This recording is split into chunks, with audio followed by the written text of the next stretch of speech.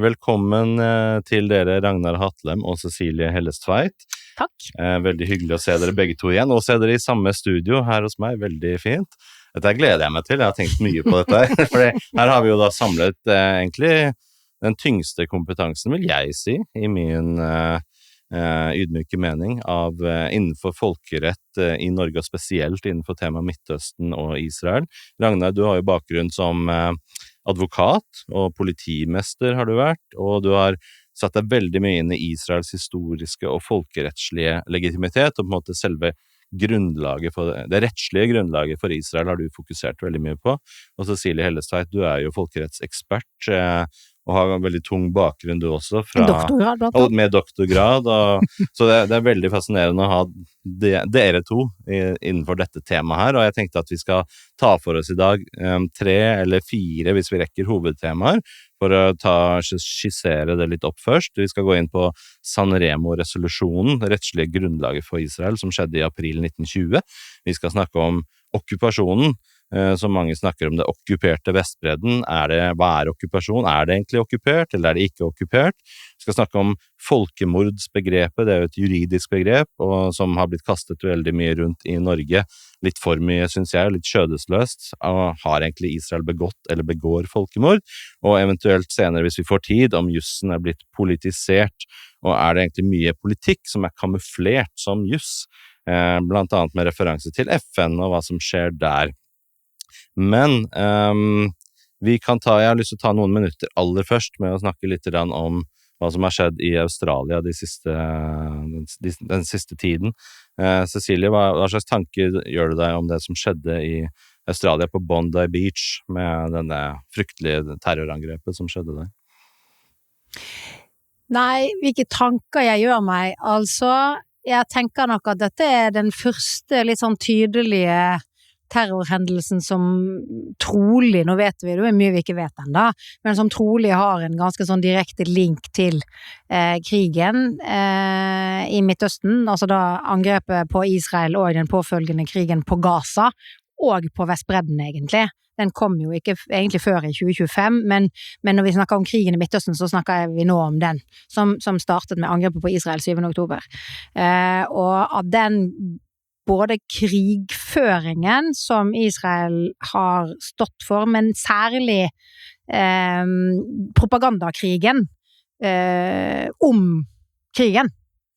Fordi den har vært global, og der har det vært veldig mange forskjellige aktører inne i bildet, og jeg tenker nok at den måten den krigen har blitt formidlet inn i ulike kontekster og ulike land og ulike pågående spenninger og motsetninger i ulike samfunn kommer til å få store konsekvenser i årene fremover, sikkerhetsmessig, og jeg tror det kommer til å eksponere jødiske minoriteter rundt om i verden på nye måter, og kanskje mer alvorlig enn det som har vært tilfellet de siste 10-15 årene. Det er jo ikke noe uvanlig at jødiske minoriteter eksponeres for angrep som er linket på en eller annen måte til grupper eller ideologier som føres tilbake igjen til Israels på en måte umiddelbare nærhet i Midtøsten, men jeg tror at den globaliserte kommunikasjonsvirkeligheten vår nå, og måten aktørene har presentert denne krigen på, altså krigens karakter,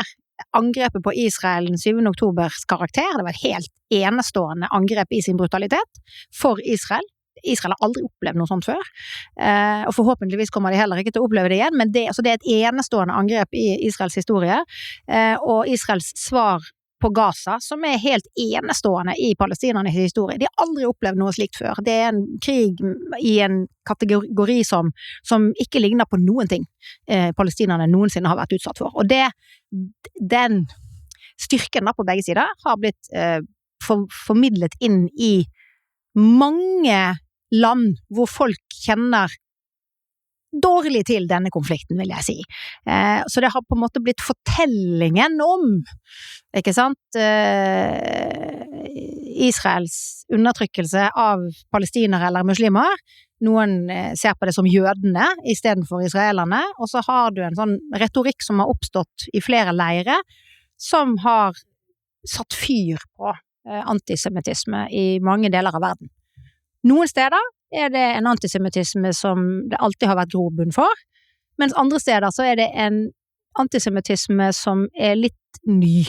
Og jeg tenker nok at Norge en av de landene hvor det vi ser rundt oss nå, en slags litt ny type antisemittisme. Så kan du si, ja, men dette her har du på en måte alltid hatt, og du kan føre det tilbake når det ligger liksom i dvale.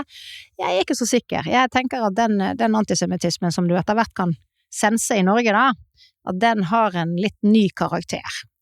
Mens i andre land så det den gode gamle antisemittismen som kommer opp igjen nå. Ragnar, hva slags tanker gjør du deg etter dette terrorangrepet på Bondi Beach i Australia?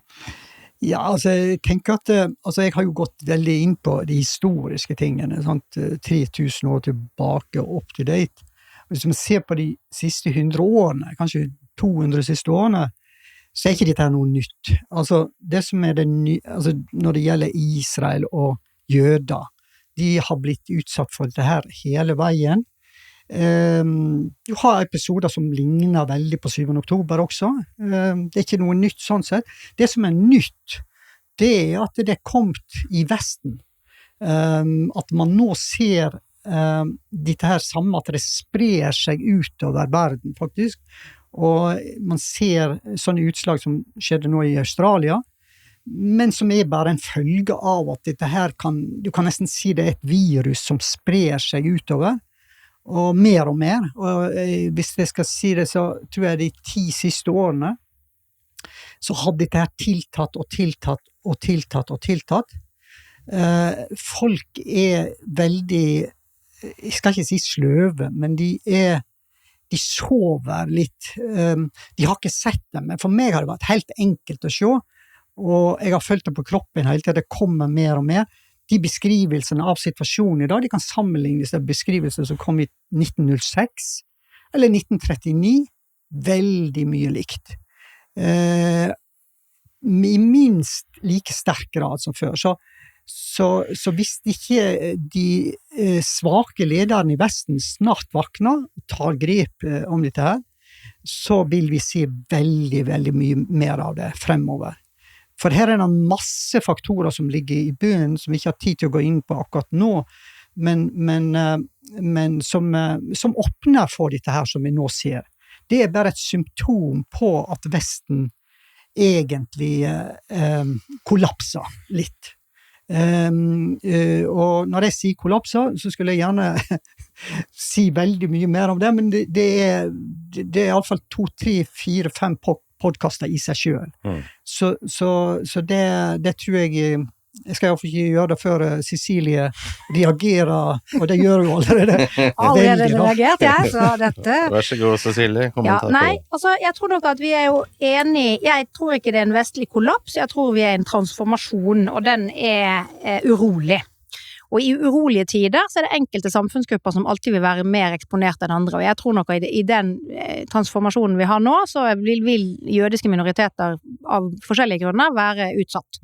Men jeg reagerer på 2 ting som Ragnar sier, som jeg har en helt annen forståelse av, og det ene dette med hatet mot jødene har på en måte vandret gjennom årtusenene, og det jeg ikke enig i. Jeg tror at den antisemittismen som ga seg utslag i jødeforfølgelser i Europa, la oss si det sånn, i hvert fall siden 1500-tallet da, i moderne tid i Europa, og der har det jo vært bølger av jødeforfølgelse.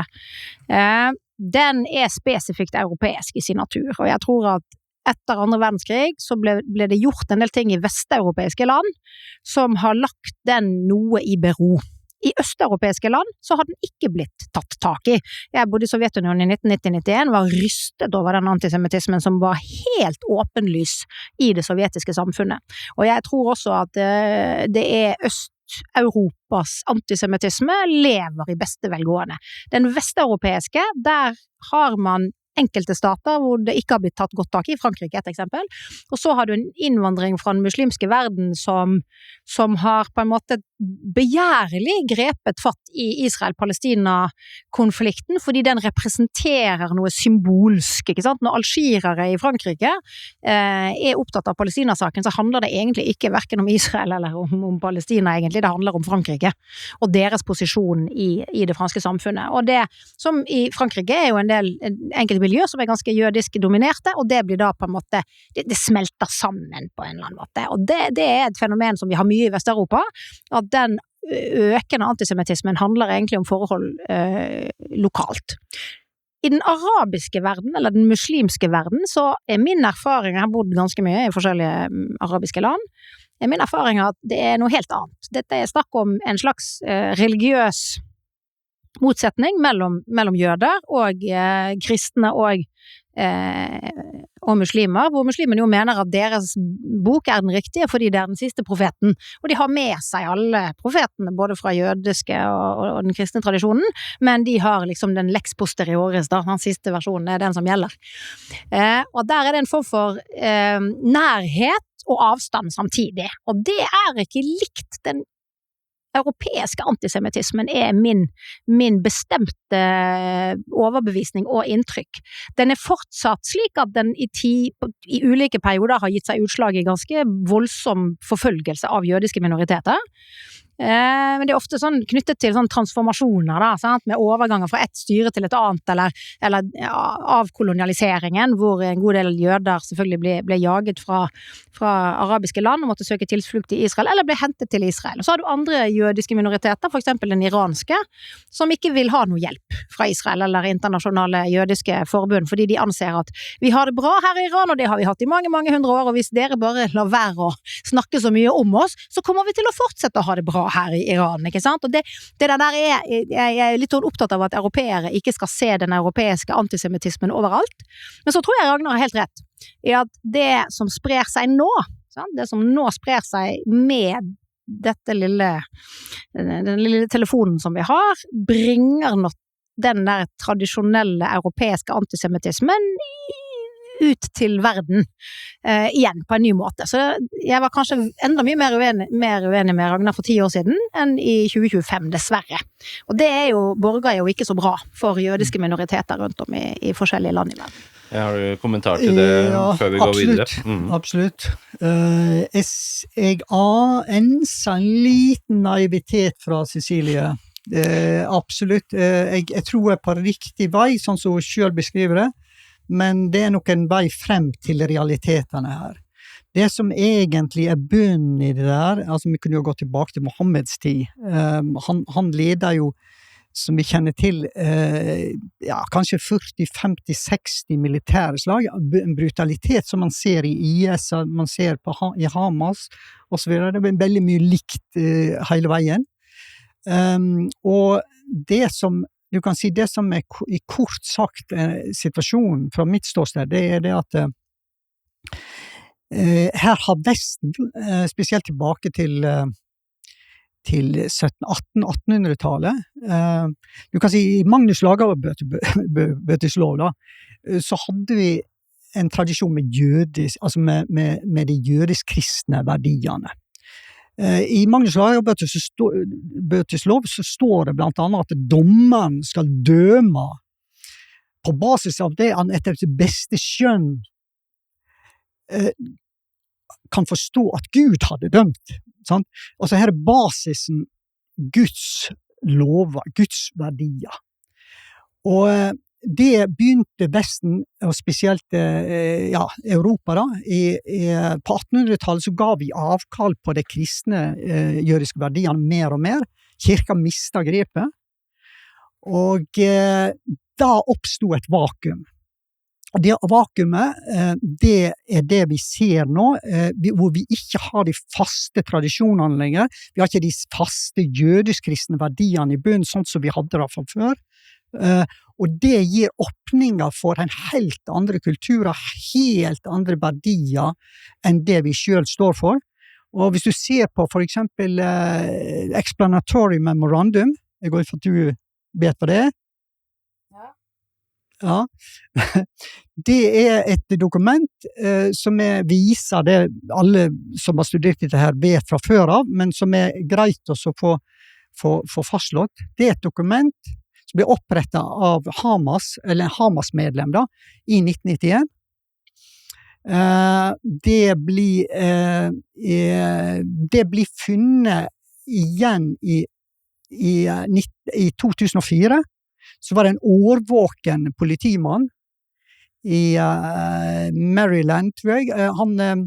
Han fra den broen som går fra Maryland og over til fastlandet, vel, så det en 7 kilometer lang bro. Der observerte den overvåkende politimannen en muslimsk kledd dame, som stod og filmet, tok bilder av de bærende konstruksjoner på broa. Overvåken som han var, så fikk han stoppet den bilen etter hvert. Inni der så satt det en person som var etterlyst. Han ble pågrepet da. Det var jo allerede en pågripelsesordre på han. Han ble tatt inn.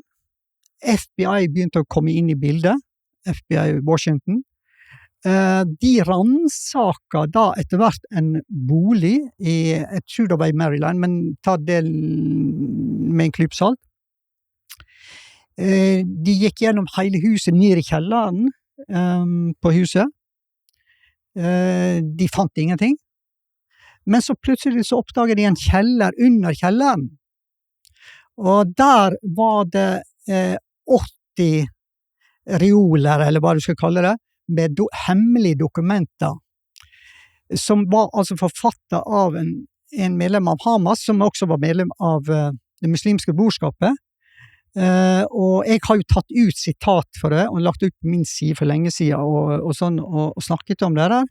Der står det i korte trekk at den hensikten med immigrasjonsjihad, så å si, altså den immigrasjonen som skjer til Nord-Afrika, det var en storjihad. Og hensikten med den storjihaden, det var å ta over Vesten gjennom våres egne hender og muslimernes hender, sånn at de skulle ødelegge de vestlige verdiene, ødelegge hele Vesten fra innsida, så å si. Og det står også at da skal i siste hånd, sånn som man kjenner det, islam en dominerende religion, de krever dominans og underkastelse, og det hele vitsen med dette her, altså at islam skal ta over for kristendom og jødedom. Så dette er jo sånn som man ser gjennom hele historien fra Mohammeds side, og så opplever det ikke noe nytt, men jeg liker jo alltid som tidligere politimann og sånn, så er jeg veldig opptatt av beviser og dokumentasjon. Det alt det jeg holder på med går på. Så derfor så nevnte jeg det dokumentet her, som skremmende dokument, og jeg vil tro at det vil ta kanskje 5-10 år til før vår regjering og våre statsledere i Vesten virkelig begynner å synke inn hva som holder på å skje i dag. Jeg tror altså 7. oktober var det som jeg kaller for symptomene på Vestens kollaps. Det som skjedde da, det helt riktig som Cecilie sier, da så man de verste kjeltringstrykene, de verste forbrytelsen menneskeheten noen gang har sett, og i sin forferdelse. Og du kan si at det som viktig, det at da skjedde altså 7. oktober, så pågikk det demonstrasjoner i London, i New York, ikke mot Hamas, men det var mot, altså det var mot Israel. Og så har man sett dette her flomme ut, og altså, helt på sitt tiltatt og blitt stadig verre. Jeg kan godt gå i detalj på hva som skjedde 7. oktober, jeg har sett det selv en del på video, men det er kanskje det som hovedpoenget her. Poenget bare det at dette her, du kan si all rasjonalitet, all fornuft, all logikk gikk ut av hjernene i Vesten. Man holdt altså som sagt de første demonstrasjonene i London på kveldstid 7. oktober. Allerede da sa man vel at Israel begår folkemord i New York. Ja, altså det kom omtrent med en gang, sant? Nå vil jeg... Cecilie skal få svare. Dette her ikke det jeg har kommet hit for å snakke om, for det første. For det andre, jeg vil bare ha et par... kan jeg få et par kommentarer før jeg beveger oss over til folkerett? Yes. Og det første at når det gjelder det som står i Koranen, om jøder, så det ting som tar utgangspunkt i det som var praksis på dette tidspunktet i Arabia. Det som står om kvinner, for eksempel, inspirert av blant annet at det var en persisk dronning som drev krigføring 150 år tidligere, som var altså så kynisk i sin bruk av militærmakt, at Mohammed konkluderte med at kvinner skal i hvert fall ikke være hærførere, fordi det har vi ikke, det ryktet ikke så godt. Når det gjaldt de kristne stammene som bodde langs Rødehavskysten sør for Mekka og Medina og Jeddah i det som i dag Jemen, så var det slik at de ble forsøkt tvangskonverterte til kristendommen der på et tidspunkt, og de var vel for så vidt tilhørt en annen type kristendom, og i ren protest mot Romerriket, eller det som da var det kristne Byzantin var det vel på den tiden, så konverterte de til jødedommen. Så det var en del av disse jemenittiske klanene som da konverterte til jødedommen, og der var det jo en ganske sånn fremskredet krigskultur, og der var det også en del oppgjør mellom de kristne og de jødiske og de ikke monoteistiske gruppene. Det hadde også vært noen stygge massakrer ca. 100 år før Mohammeds tid, som påvirket hans måte å beskrive El-Jehud. Ikke sant? Og det har på en måte forplantet seg inn i den muslimske tolkningshistorien. Det noe annet, mener jeg, enn denne vestlige, moderne antisemitismen. Punkt nummer 1. Punkt nummer 2, det at noen har skrevet et dokument som har noe med en politisk motstandsbevegelse å gjøre, har fint lite for det første med folkerett å gjøre. Altså, Behring Breivik skrev sitt manifest. Det ingen i Norge som blir holdt til ansvar for Behring, heller ikke kristne eller andre grupper som han identifiserer seg med, som blir holdt til ansvar for det han skrev i det manifestet. Så kan man selvfølgelig diskutere etterretteligheten og så videre av det, men det forfattet av ikke-statlige aktører, og det en tolkning av verden på et gitt tidspunkt. Når det gjelder Hamas, så det klart at Hamas en utbrytergruppe, om du vil, en underavdeling av det muslimske brorskap, men i motsetning til det muslimske brorskap, så Hamas gjennom hele sin historie etter at Sheikh Ahmed Yassin etablerte Hamas i 1987 på Gaza, har hatt en nasjonalistisk orientering mot Palestina, og har vært veldig god på å holde sin sti ren på akkurat det. Har i liten grad samarbeidet med noen andre, har visst at i det øyeblikket for eksempel de reaksjonære antibrorskapskreftene kommer på offensiven, så skal det ikke ramme palestinernes sak på samme måten. Problemet til Hamas, det at i 2023 så var brorskapsbevegelsen i resten av den muslimske verden, eller i hvert fall arabiske verden, brakt til stillhet. Egypt, de fleste sitter i fengsel, i Gulfstaten, de fleste presset under jorden, veldig mange av de i eksil i vestlige land, ikke sant? Det ikke Hamas sin storhetstid. Altså, den muslimske brorskap har sjelden vært så forfulgt som det i dag. Så har du en litt annen utvikling akkurat i Syria, men der det andre krefter enn det muslimske brorskap. Ahmed el-Shara Al-Qaida, altså den nasjonalistiske grenen av jihadistene, tilhører ikke brorskapsgrenen egentlig heller, sant? Og det også noe med å forstå at Hamas angrep Israel fra en posisjon av pressethet og svakhet, ikke fra en posisjon av styrke, sant? Det en ting som viktig å ta med seg her. Det betyr heller ikke, altså for jøder og israelere, det var jo på ingen måte bare jøder som ble angrepet, ikke sant? Det som skjedde i Israel var at det skillet mellom jødiske israelere og arabiske israelere som kom opp i forbindelse med den første KI-krigen i 2021, da ble det jo veldig stor urolighet internt i Israel. Det trodde trolig Hamas at de kunne utnytte gjennom dette angrepet, og det var jo det motsatte som skjedde, for der sluttet nemlig alle israelere, jøder og ikke-jøder, sluttet rekkene. Sant? Så det har jo hatt en helt annen effekt i det israelske samfunnet enn egentlig det som trolig var Hamas, kanskje en av deres hensikter med den måten de angrep på, ikke sant? Så her det veldig mye å ta tak i her. Jeg tenker at vi skal bevege oss over til det folkerettslige, og da beveger vi oss opp et par hakk. I forhold til formalisme. Så jeg veldig uenig med Cecilie. Det lov. Veldig uenig. Det her ligger islam i bunnen, og uansett for hvilken fraksjon av islam man har her, så gjelder det å utrydde jøder og avvikle staten Israel. Det det som bunnen i det. Enten det var for 100 år siden eller i dag, akkurat det samme.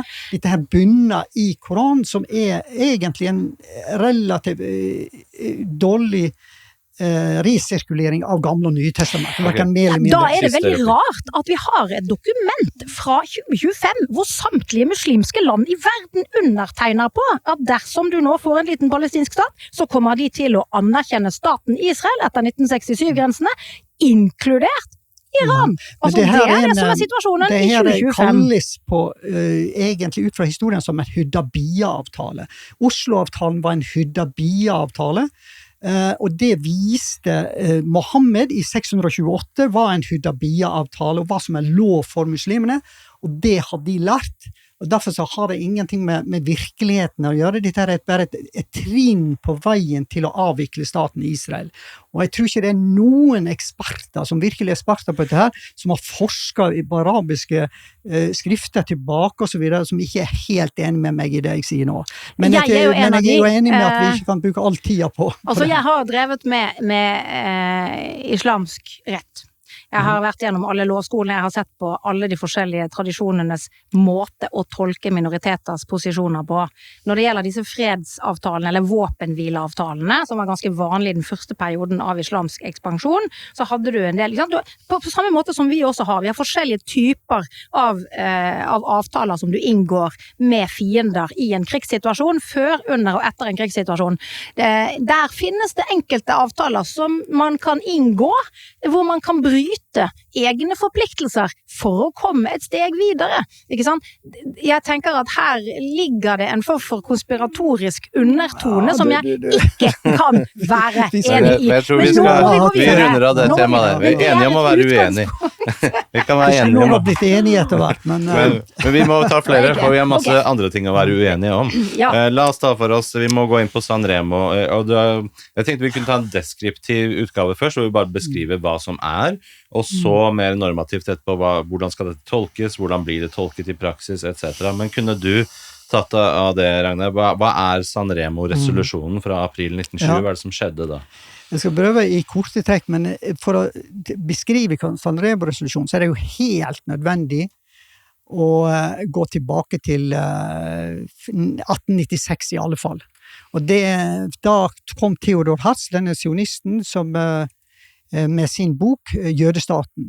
Året etterpå så samlet han da delegater fra hele verden, 197 cirka, i Basel i Sveits.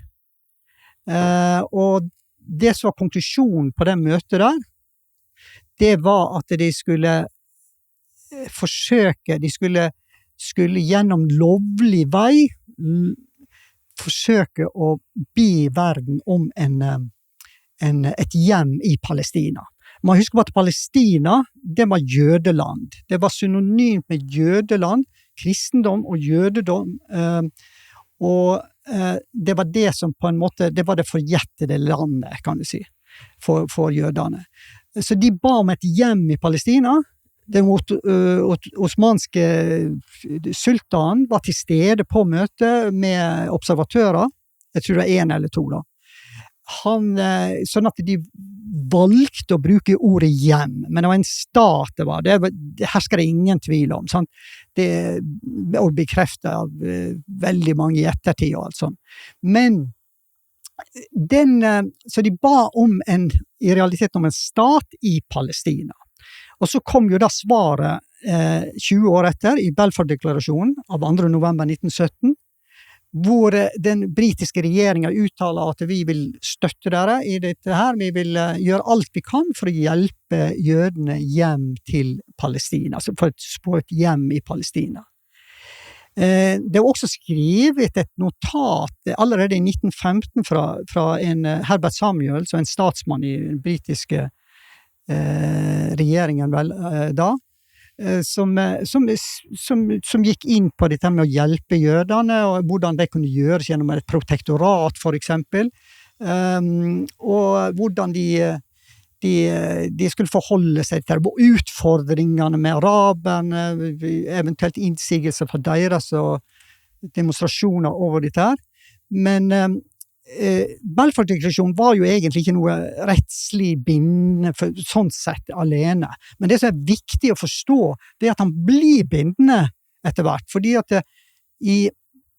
hvis jeg tar trinnvis her da, vi samles på fredskonferansen i Paris i 1919, de møtte Hashemittene opp, araberne Hashemittene altså, opp, og jødene, og de prosederte sin sak. De hadde inngått en avtale på forhånd før det møtet på fredskonferansen i Paris. Den 3. januar så inngikk de en avtale å støtte hverandre. Jødene skulle få Palestina, araberne skulle få de største områdene. Altså det som er Irak og Syria, Mesopotamia bare den gang, men Irak i dag, og Libanon også i dag.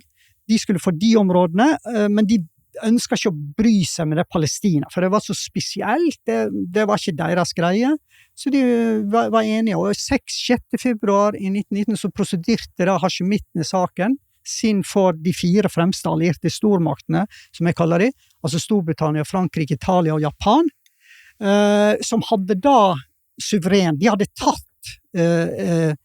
tatt områdene i mye Europa, og fra det ottomanske riket i Midtøsten. Og sånn at du kan si allerede mens Balfour-deklarasjonen blir skrevet i 1917, så var Storbritannia på vei inn i Palestina. Og 11. Desember, så, altså 4 uker etter cirka, en måned, en uke etter Balfour-deklarasjonen, så gikk generalen, altså Allenby, inn i Jerusalem. Sånn at dette her henger sammen. Så de kunne da love jødene at de skulle, med et visst alvor under her, at de kunne hjelpe dem. Og så blir jo denne her, altså nye grenser oppgått, og nye stater blir til, og så videre, i Europa og sånn, og i Midtøsten og alt, de fikk ikke behandle alle sakene, så de samles da i San Remo i den 24. og 25. april 1920, for å ta stilling til arabernes krav og påstander på denne fredskonferansen, og til jødene. Så. Og araberne fikk fullt medhold. De fikk de største områdene, mens jødene de fikk da rettene til Palestina. Og det er viktig å forstå dette her, og når man går inn i San Remo-regionen og studerer det gjaldt altså jødene over hele verden, og det gjaldt hele Palestina. Det som var et problem under konferansen, det begynner å diskutere, var statsministeren i Italia, han sa det, hva det der Palestina-greiene som jødene ber om å få, sant? Sånn at, og David Lloyd George, som var statsminister i Storbritannia på den tiden, han kjente en geistlig mann som heter George Adam Smith, som han mente var den flinkest i hele verden når det gjaldt jødenes tilknytning til Midtøsten. Så på basis av hvor han sa at jødene hadde den sterkeste tilknytningen, så blir grensene for Palestina til, sant?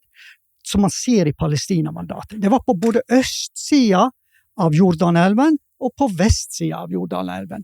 Alt dette hvor stammene, hvis du ser tilbake til patriarkene, dommerne, ikke minst den første og andre tempelperioden, hvor hadde de sin sterkeste tilknytning.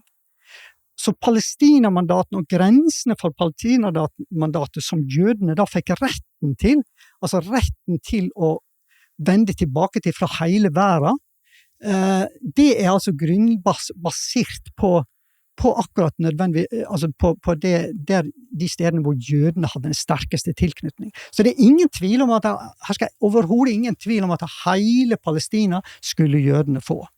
Også det som er Jordan i dag. Og så skjønte man jo hva som skjedde etter hvert, det trenger vi å komme inn på så mye nå, men det som skjedde var jo at Storbritannia da gikk ut over de fikk jo bare en anledning, de ble bedt av de 4 fremste allierte kollektivt å administrere mandatet. Og mandatordningen etter Folkeforbundets artikkel 22, eller Versailles-traktatens artikkel 22, det går jo nettopp på at du skal hjelpe da urbefolkningene, de som får retten til et område, typisk kolonistater og så videre. Du skulle få hjelp administrativt, politisk og økonomisk til å opprette sine egne stater der. Men selve San Remo-resolusjonen, hva det som gjør at man kan si at den juridisk bindende, det det rettslige grunnlaget for Israel? Det fordi det ottomanske riket hadde vart i 400 år, og så vinner da de allierte stormaktene dette området? Da det på en måte det deres, de eier det i praksis? Det som skjedde var at de 4 allierte stormaktene, Hitler, Tyskland, Ungarn, Bulgaria, Østerrike, de overførte områdene som var tatt da i Europa til de 4 fremste allierte stormaktene. På samme måte så kom det Osmanske riket og overførte det til de 4 fremste allierte stormaktene, som kunne da disponere over områdene. Sånn at de disponerte over områdene i Europa, og de disponerte over de områdene de hadde overtatt suvereniteten fra gjennom Sèvres-traktaten og senere Lausanne-traktaten som viser dette her. Jeg har skrevet dette gyldig, jeg skal gi ordet til Cecilie straks, jeg bare nevner et begrep uti possidettis juris, og det brukes ofte i forbindelse med dette, fordi det sier at de tidligere grensene for administrasjonen de grensene som skal gjelde for den nye administrasjonen, og dette et sånt universelt prinsipp som gjelder i all Du kan si at det finnes sånn som jeg ser, jeg har skrevet ganske mye om det finnes 4-5 rettslige grunnlag som uavhengig av hverandre utelukker okkupasjon, for eksempel. Og at dette her jødene. Men du kan si at det bare for å ta det helt til sist, så har du artikkel 80 i charteret, FN-charter, som blir kalt for den jødiske klausulen, og som også videreførte de mandatbaserte rettighetene videre, også ut ifra den. Men da skal Cecilie få ordet. Vær så god. Hei kjære lytter, og tusen takk for at du hører på Henrik Beckheim podcast.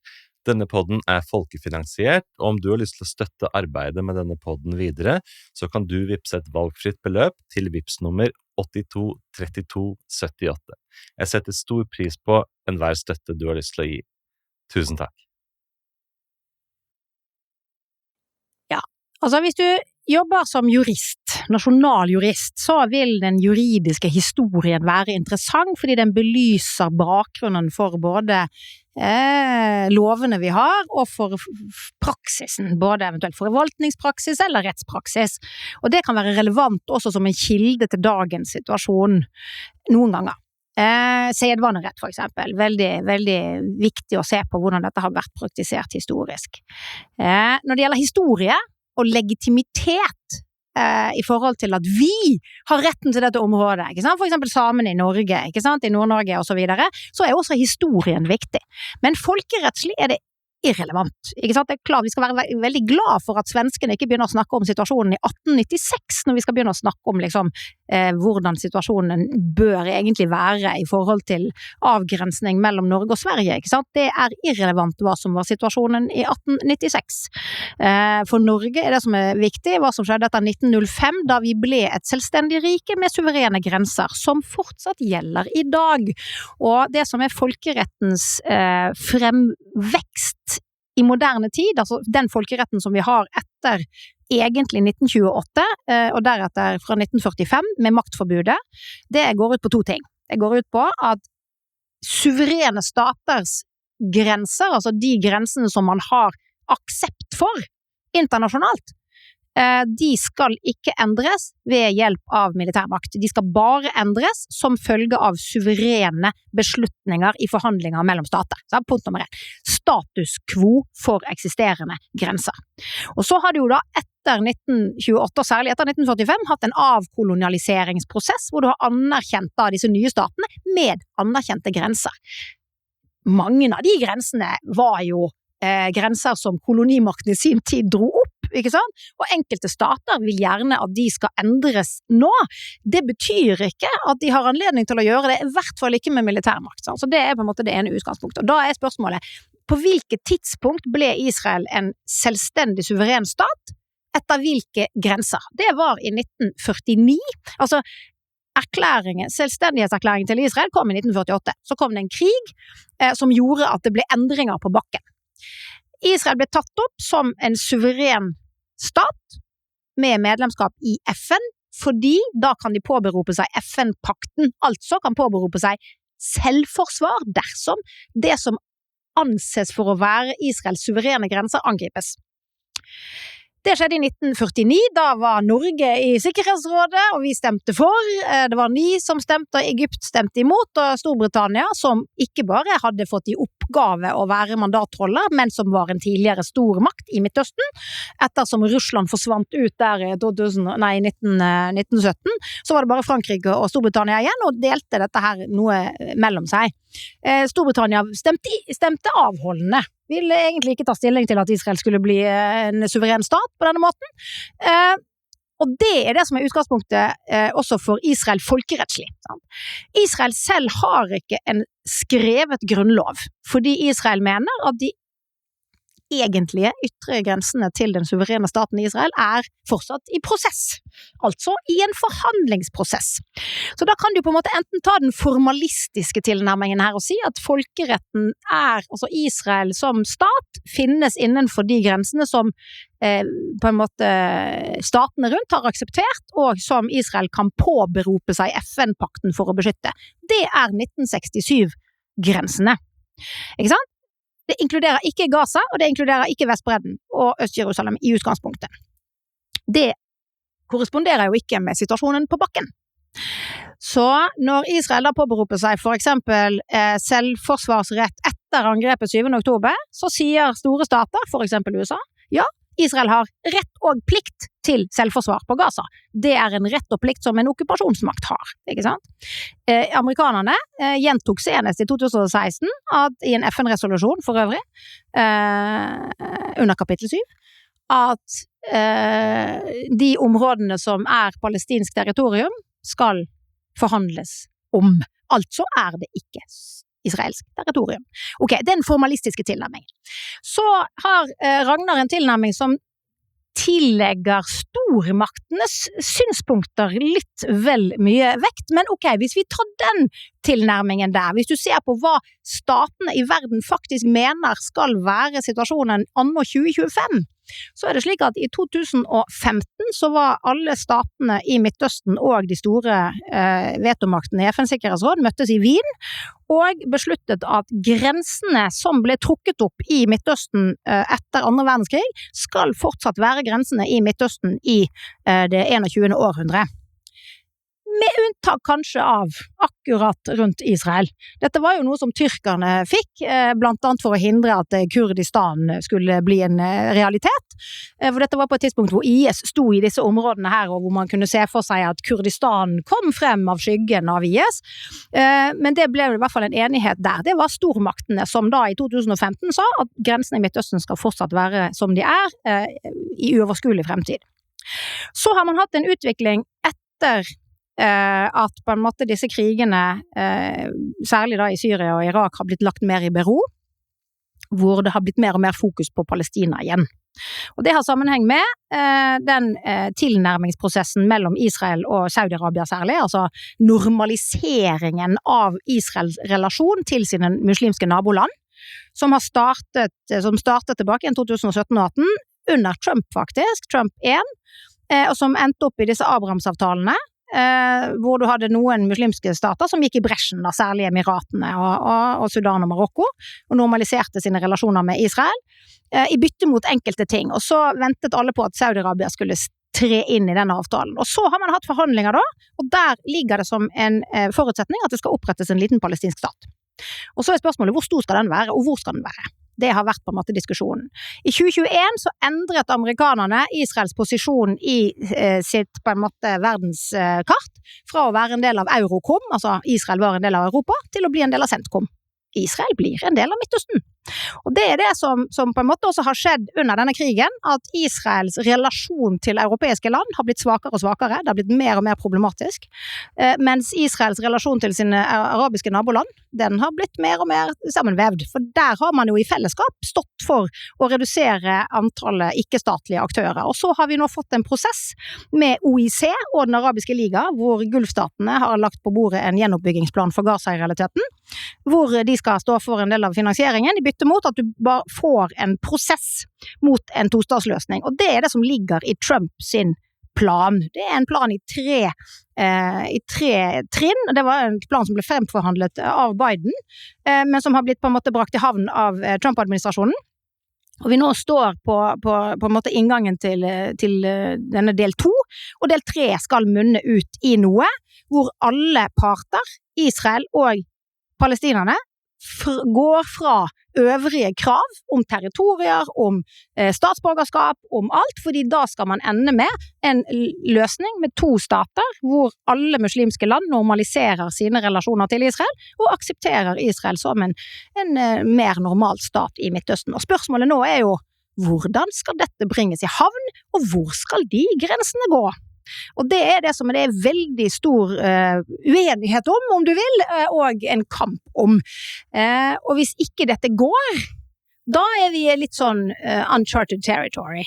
Men jeg har lyst til å spørre deg, Cecilie, mer for å spole tilbake til liksom, tiden rundt 1920. Jeg har lyst til å spørre deg spesifikt, hva dine tanker om spesifikt Sanremo-resolusjonen? Hva tenker du om det? Jeg mener at den et historisk dokument som var med på å gjøre altså Palestina da, på det tidspunktet, om til mandatperioden som førte frem til altså delingsplanen i FN, men som av ulike historiske grunner gjorde at det ble en israelsk stat som jo lå der, mens at det som var tanken for de palestinske områdene ikke realiserte seg som en stat.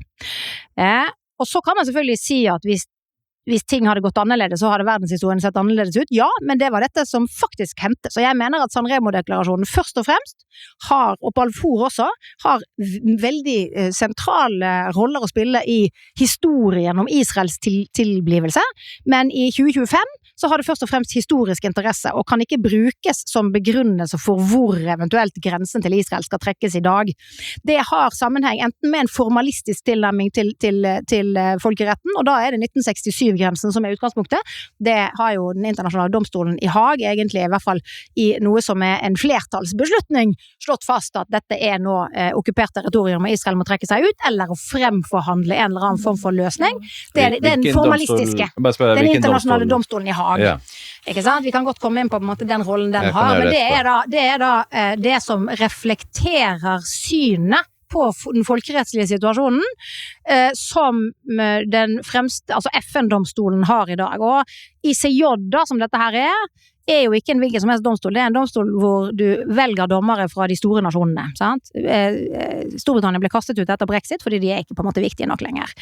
Mens amerikanerne har sin dommer, russerne, kineserne, tyskerne har det, nå har Sør-Afrika fått en inn, ikke sant? Brasil har en, Frankrike har, og så videre, og de enige om enkelte ting. Det ikke alle som enige om dette med okkupert territorium, men såpass mange av det flertallet av verdens stater anno 2024, sant? Og 2025 da. Og det den formalistiske tilnærmingen. Og etter den formalistiske forestillingen om folkeretten, så det slik at Israel finnes og kommer til å fortsette å finnes, og Palestina kommer til å komme fordi det nå okkupert og skal bli en stat, ligger på en måte implisitt i det. Og hvis du da tar den på en måte geopolitiske, så har du også erklæringer nå. I 2024 så søkte jo Palestina om medlemskap i FNs sikkerhetsråd, altså i FN som medlem, og da var det 12 stater i FNs sikkerhetsråd som stemte for. Storbritannia avstod nok en gang fra å stemme, det gjorde også Sveits, og USA la ned veto. I 2025 så har Frankrike og Storbritannia anerkjent Palestina som en stat. Det betyr at Storbritannia kommer ikke til å legge ned veto neste gang, eller avstå fra å stemme. De kommer til å stemme for. Det betyr at 4 av de 5 faste sikkerhetsrådsmedlemmene kommer til å stemme for å ta Palestina opp som medlem, og det kommer trolig også de resterende 10 til å gjøre. Det betyr at det bare USA igjen av stormaktene som holder vetoet mot at man skal ta opp Palestina som medlem. Så hvis du tar den geopolitiske stormaktenes ønske, så Palestina så langt unna. Så jeg bare lyst til å spørre før jeg gir ordet til Ragnar, altså bare dette prinsippet med uti possidetis juris, kan du forklare litt om det, og fortelle hvordan du tenker at dette gjør seg gjeldende i denne situasjonen? Altså uti posseditis, som jeg kaller det da, jurist, jeg vet ikke, dette her uansett latin som folkerettsjurister smykker seg med, gjerne, av ulike grunner. Jeg synes vi skal prøve å gjøre det så på en måte tilgjengelig som mulig. Ja. Jeg bare ser at det uttrykket blir brukt ofte, derfor jeg spør, for det blir brukt i USA, England, YouTube, overalt. Så det liksom derfor jeg spør om du kan forklare hva det og det er et sedvanerettslig prinsipp som handler om hvem er det som skal ha rett til hvilke områder, ikke sant? Og det har jo ofte med det kommer jo på en måte fra en epoke hvor det er litt sånn uklart hvem som har suvereniteten over et område, sant? Og det man bruker det til her, det er jo en av dommerne i ICJ, Sebutinde, som er en av de afrikanske dommerne, som er hun er en jurist som i samtlige av sakene, hun er nå visepresidenten faktisk i ICJ, veldig dyktig jurist, men veldig formalistisk, ikke sant? Veldig imot at domstolen skal ta en mer ekspansiv rolle, sånn som den har gjort for eksempel i folkemordsaken i Myanmar, sant? Hun var imot det, var imot folkemordsaken mot Israel, fordi hun mener at domstolen ikke skal ta og utfylle en halvpolitisk funksjon, bare fordi det finnes ingen andre institusjoner som fyller den rollen, så er hun blant de få dommerne i ICJ i dag som er ganske opptatt av at man skal holde seg til de veldig tradisjonelle måten å lese folkeretten på. Så hun argumenterer jo med dette prinsippet her i saken om Israel, og tar en posisjon folkerettslig og en tolkning som ligger veldig tett opp til det som Israel har. Nå er det en del, jeg vet at det er en del som anklager henne for å på en måte være kjøpt og betalt av Israel. Det tror jeg ikke er riktig, fordi dette er hennes tolkninger, sånn som jeg har fulgt henne gjennom noen år, og det er gjennomført på alle hennes tolkninger av dette med retten til suverene rettigheter over et landområde, og spørsmålet om hva slags roller for eksempel den internasjonale domstolen skal ha, så er hun særdeles konservativ.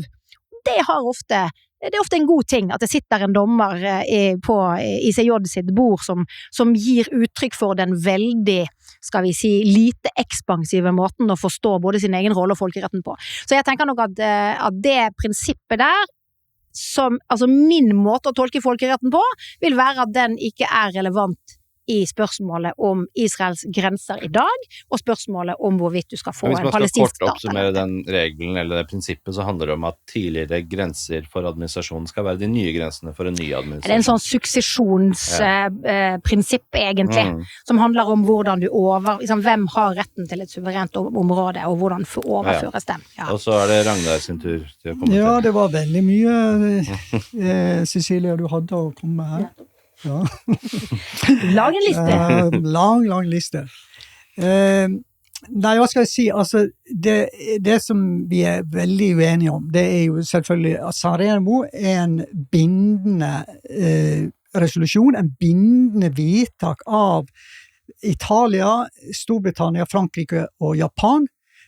Man kommer ikke ut fra det. Og så har man folkerettslig et prinsipp som heter intertemporal rett, selvfølgelig, som er absolutt og ikke har noe avvik i det hele tatt i dag. Og det prinsippet innebærer at rettigheter som er gitt på et visst tidspunkt, de skal alltid forstås ut ifra retten slik den var den gangen rettighetene oppstod.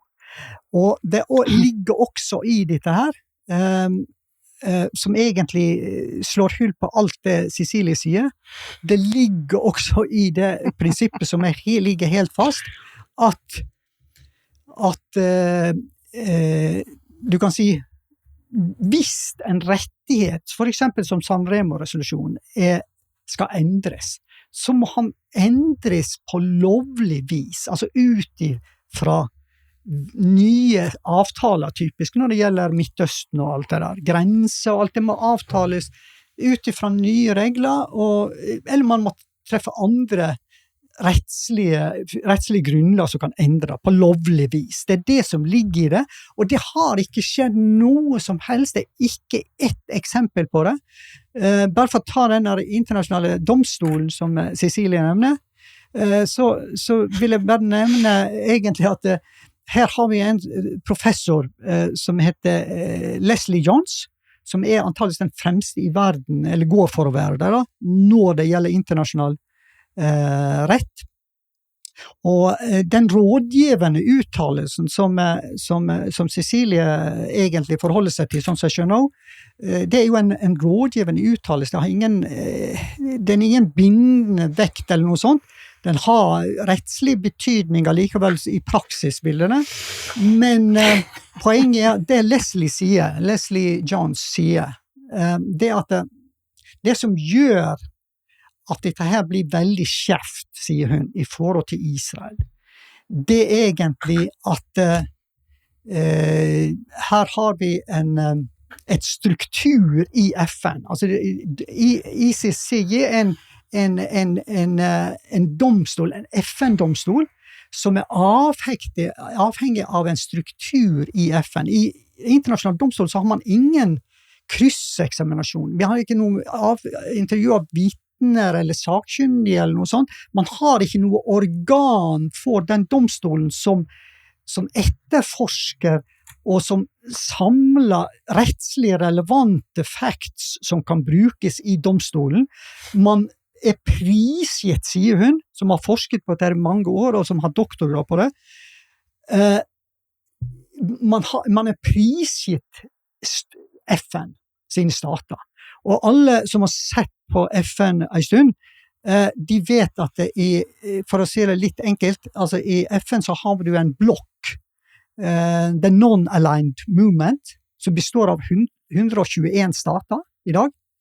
Den største blokka her, det jo de 57 muslimske statene, og den viktigste saken de har hatt gjennom så å si alle år, det Palestina-saken. Vi har i utgangspunktet flertallet i FN, og hvis man ser på FN så vet man jo veldig godt Sikkerhetsrådet og Menneskerettighetsrådet. Menneskerettighetsrådet fra 2006 til 2022 så traff de altså 99 resolusjoner mot Israel alene, mot 61 resolusjoner mot alle de andre statene i hele verden til sammen. Det sier egentlig alt.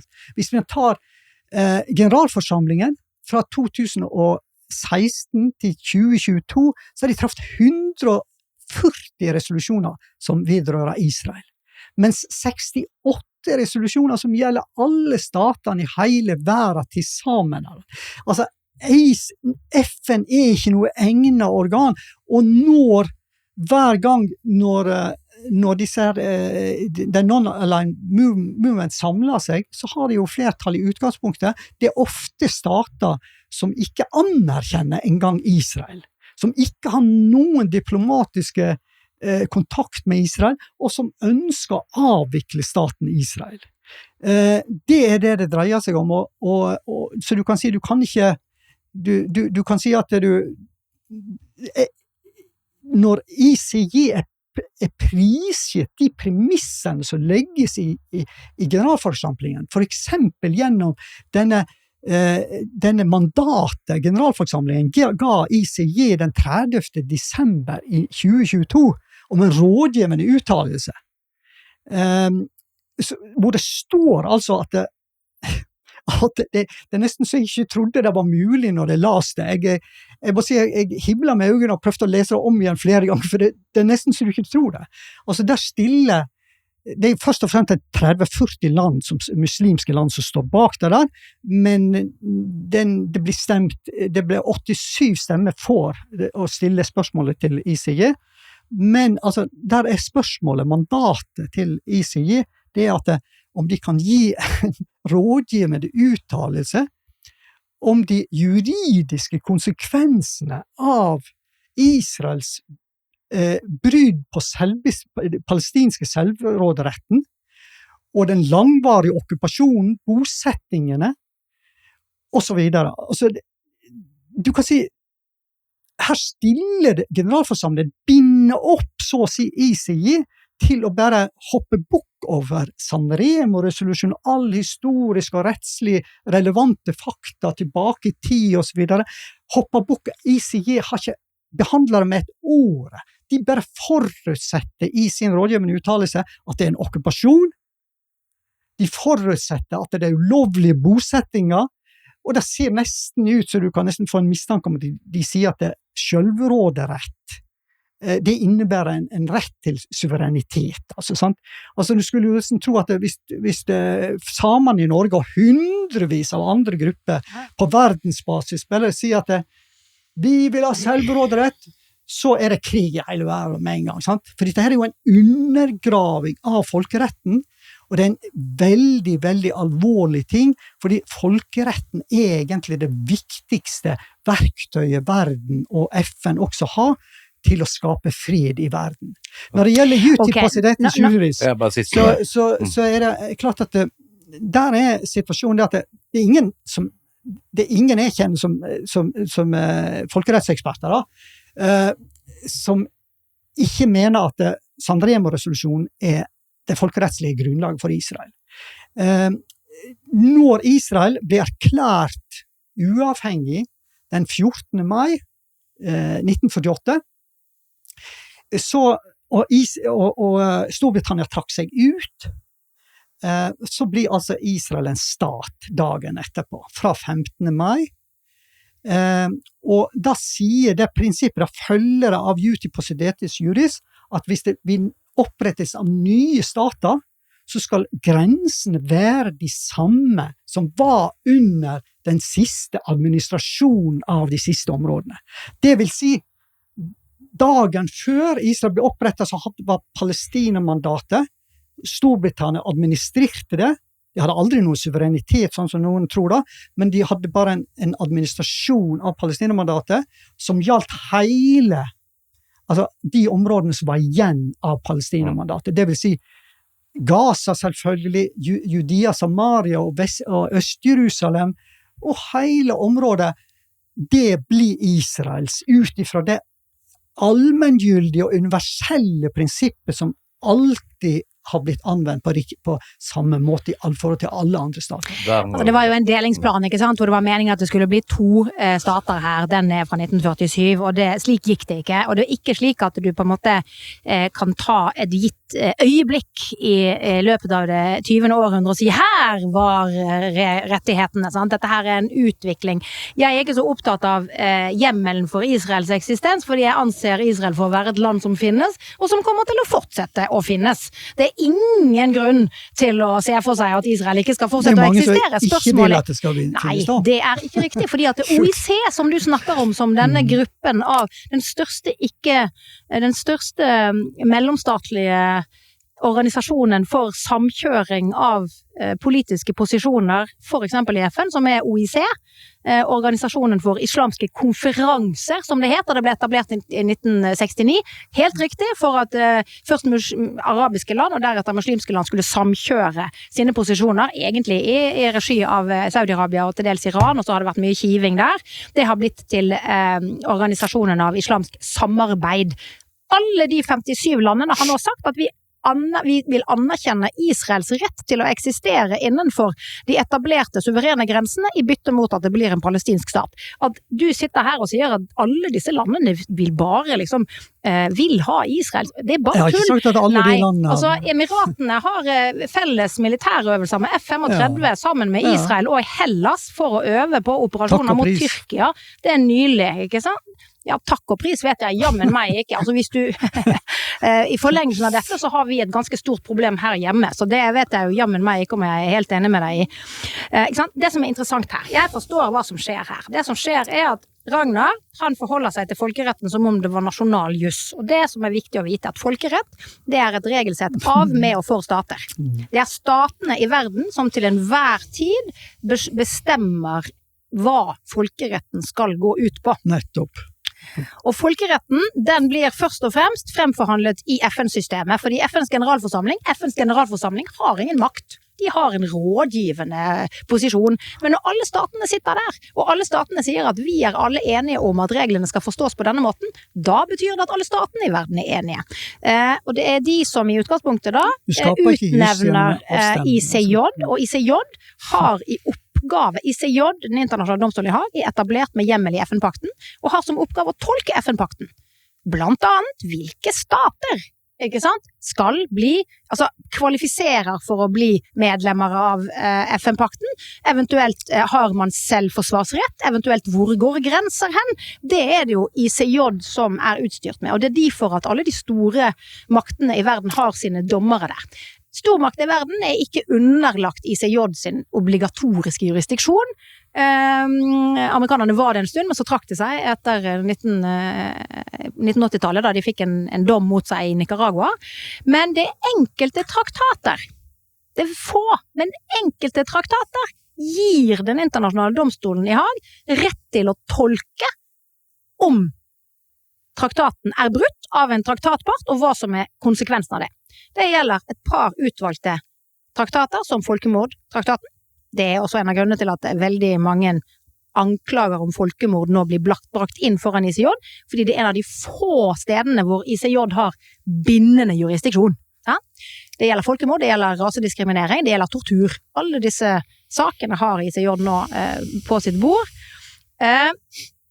Så det er på en måte den der, hvordan fungerer folkeretten. Og når du har en folkerettsjurist som kan mye, så er det ikke som i Norge at Johs Andenes, hans løsning av strafferetten har tung vekt. Sånn er det ikke i folkeretten. Fordi en jurist eller 15 jurister fra USA har ikke noe enerett på dette. En kinesisk jurist, en indisk jurist, en norsk jurist, fordi det er mange forskjellige rettstradisjoner og rettskulturer i verden, og de møtes i ICJ. ICJ har representanter fra de fleste store rettskulturene i verden, og når ICJ sine dommere er enige om hvordan du skal tolke enten et faktum eller en regel, det være seg en traktat eller sedvanerett, så har det stor effekt for statene i verden.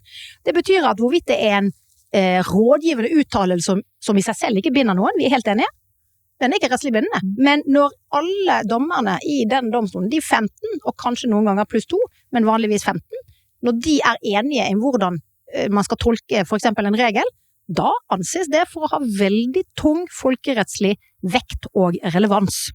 Sant? Og det er det som er viktig, da er det egentlig et organ som er utstyrt av verdens stater med den kompetansen, som uttaler seg, og det har veldig mye tyngre vekt for hvordan du skal tolke folkerettslige regler, enn for eksempel en folkerettsjurist, selv om vedkommende er aldri så flink, ikke sant? Og det er også viktig, sant? Og det er det, sant? Folkerettslige kilder har litt annen vekt og relevans, man tolker ting annerledes internasjonalt, fordi domstolene ser helt annerledes ut, ikke sant? Det er ikke domstoler sånn som vi er vant med å forholde oss til det i nasjonale systemer. Og det gjør også det at forholdet mellom makt, politikk og rett, eller folkerett, er annerledes enn det vi er vant med i nasjonale systemer. Et spesifikt spørsmål, det som Ragnar tar opp med at Israel er jo fordømt flere ganger enn alle andre land til sammen. Hvordan kan det ha seg? Hvordan forklarer man det? Veldig enkelt å forklare. Det er jo særlig Menneskerettighetsrådet, som ble opprettet i 2006, og det var delvis for det første så var det jo for å fjerne alle disse MR-sakene fra Sikkerhetsrådets bord, og få et eget organ da. Så etablerte man det, og så var det meningen at man skulle ha et eget organ som skulle se på disse forpliktelsene som ulike stater hadde etter de mange menneskerettighetskonvensjonene i FN-systemet. Så da fikk man opprettet FNs menneskerettighetsråd, som et råd som fra første stund ble liksom kuppet i en anti-israelsk ånd, om du vil. Jeg husker blant annet i 2008 og 2009, da vi hadde denne Cast-Led-operasjonen, hvor Israel, forrige gang egentlig at Israel gikk inn på bakken, før 2023. Det var jo en operasjon som i lys av det som skjedde etter 2023 fremstår som en sånn liten operasjon, men på det tidspunktet så var det på en måte den mest brutale krigen som palestinerne hadde opplevd. Det var jo Israels forsøk på å gjenerobre Gaza egentlig fra Hamas, og det klarte de ikke å gjøre av mange grunner som ikke vi trenger å komme inn på her. Men da gikk jo dette MR-rådet ut og fordømte Israel voldsomt, og opprettet undersøkelseskommisjoner, og på en måte hvor det var mange svakheter, blant annet Goldstone sin. Han gikk jo tilbake igjen, han trakk seg jo etter at han hadde avlevert denne rapporten, fordi han skjønte at det var enkelte ting der han hadde blitt på en måte lurt på. Og samtidig så hadde du, jeg vet ikke om dere husker det, i 2009 tidlig der, så var det jo den store borgerkrigen og countdown på Sri Lanka, hvor tamilene ble presset ut, ikke sant? Og det var massive krigsforbrytelser som var helt åpenlyse. Og da gikk MR-rådet, samtidig som de da brukte mye tid på å fordømme Israel for alle disse krigsforbrytelsene, så kunne de utstede en sånn we commend the Sri Lankan government, with the successful operation, ikke sant? Så det er klart, sånn kan du ikke holde på. Det går ikke sant? Det ikke akseptabelt. Og nå har jo på en måte MR-rådet senere plukket opp denne Sri Lanka-borgerkrigen og har fått liksom 10 år etterpå en kommisjon, men sånn kan man på en måte ikke holde på. Så der var det en veldig sterk anti-israelsk bias i mange år, som har sammenheng med, og her er jeg helt enig med Ragnar, det har sammenheng med at mange land rundt Israel, særlig muslimske land, brukte det for en måte å samkjøre sine posisjoner på, og sørge for at en del av de selv ikke ble gjenstand for like mye oppmerksomhet og scrutiny, sant? Men det tilhører ikke 2020-tallet. Jeg mener at den verden der har vi på en måte nå, vi er i ferd med å bevege oss bort fra den verden, fordi Israel de siste årene har fått mer og mer av normaliserte relasjoner til sine nabostater. Sant? Og det vi venter på nå er jo den siste, at Israel skal bli et land i Midtøsten-regionen med normale relasjoner til sine naboland, ha samarbeid med de teknologisk, økonomisk, politisk og militært, ikke sant? Utvinne resten av gassen og oljen for å gjøre det om til en høyteknologisk hub, slik at de kan på en måte ivareta sin egen region på en god måte. Sant? Og det er det som er på en måte presset utenifra. Amerikanerne har vært veldig tydelige på det. Israel må reforhandle, må få en ny relasjon til sine nabostater. Sant? Det er jo en av de tingene amerikanerne vil. Amerikanerne står jo og presser på for dette, sant? At dette her skal tas i havn, fordi man skal få ned egentlig konfliktnivået i Midtøsten, og ha grenser igjen, basert på grensen som man hadde ved inngangen til 2000-tallet, sant? Med unntak av akkurat grensene mellom Israel og den palestinske staten som alle egentlig venter kommer så hvis jeg skulle oppsummert bare for lytterne her, for å gjøre dette litt sånn her, hvordan kan du er helt uenig, ja, du ser det, han er uenig. Vi skjønner hvor uenigheten er, den er på så mange plan. Ja, men det er det jeg tenkte jeg skulle oppsummere for lytterne, bare for å få meg litt sånn klarhet her i posisjonene deres. Ragnar mener at det rettslige grunnlaget ligger i Sanremo-resolusjonen for Israels eksistens nå per i dag 2025, egentlig hele veien siden 1920, mens Cecilie mener at man behøver egentlig ikke se på sånn teoretisk finne noen papir eller dokumenter på det rettslige grunnlaget. Det rettslige grunnlaget utspiller seg dynamisk her og nå i hva statene mener, i blant annet FN og i folkeretten dynamisk. Ja, jeg kan bare få presisere det litt. Jeg mener at Israels eksistens som en suveren stat er et faktum. Ja. Men er det noen forankring i det, eller hvor kommer det fra? De er medlem av FN, og det er også Norge. Så hvis Russland angriper Norge, så kan Norge forsvare seg med hjemmel i FN-pakten. Men grensene, ja. Hvor kommer grensene? Hvordan kan man si at dette er grensene til Israel? Hvor kan man forankre det hen? Nei, og det jo, og der vil jeg gjerne få plukket opp dette her, fordi Ragnar etterlyser dette internasjonale organet med kompetanse til å si hva som grensen, og det det FNs sikkerhetsråd som har, ikke sant? I 2006, da etter krigen, ikke sant? I år 2000 så trakk Israel styrkene sine tilbake fra Sør-Libanon. Det var en unilateral tilbaketrekning, og da kom sikkerhetsrådet på banen og sa, ok, da drar vi den grensen her. Sikkerhetsrådet trekker opp den grensen her og sier at der skal grensen gå mellom Israel og Libanon. Og så hadde du da styrker som kom inn, ikke veldig mye. Så kom Hizbollah sitt angrep på Israel i 2006. Og da svarte Israel med å gå inn igjen i Libanon og ble tatt tilbake igjen. Der har vi en resolusjon fra 2006 som etablerer en sterkere håndhevelse av den grensen. Det en internasjonal grense som når Israel angripes fra nord, så har Israel en rett med hjemmel i FN-pakten, enten til å angripe i retur, eller om å be alle mulige andre om å hjelpe seg.